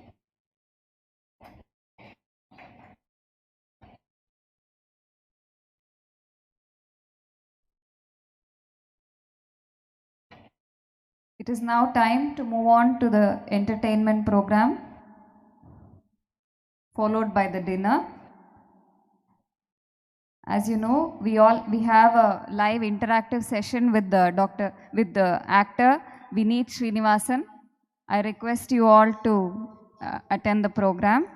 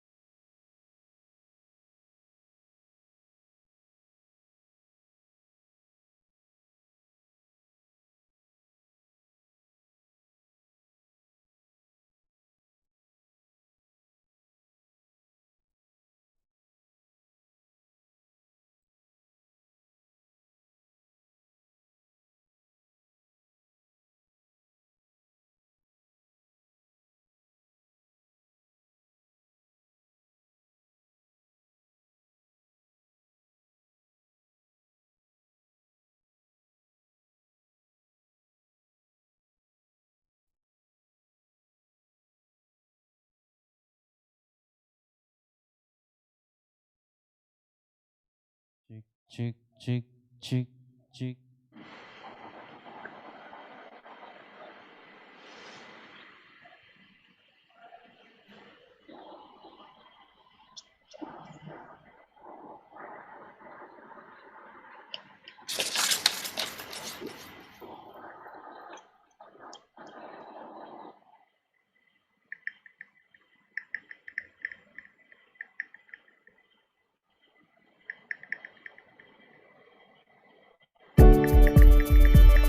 Light is crucial in our everyday life. It helps us see the world, and it's essential for our well-being.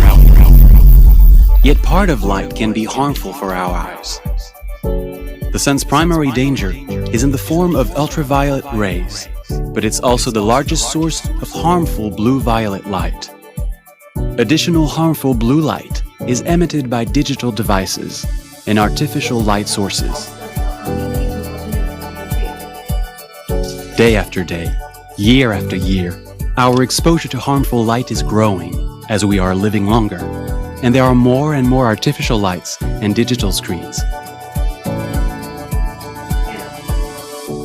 We need to protect our eyes from harmful light while taking advantage from the beneficial one. Blue-violet light has been identified as the most harmful light to the outer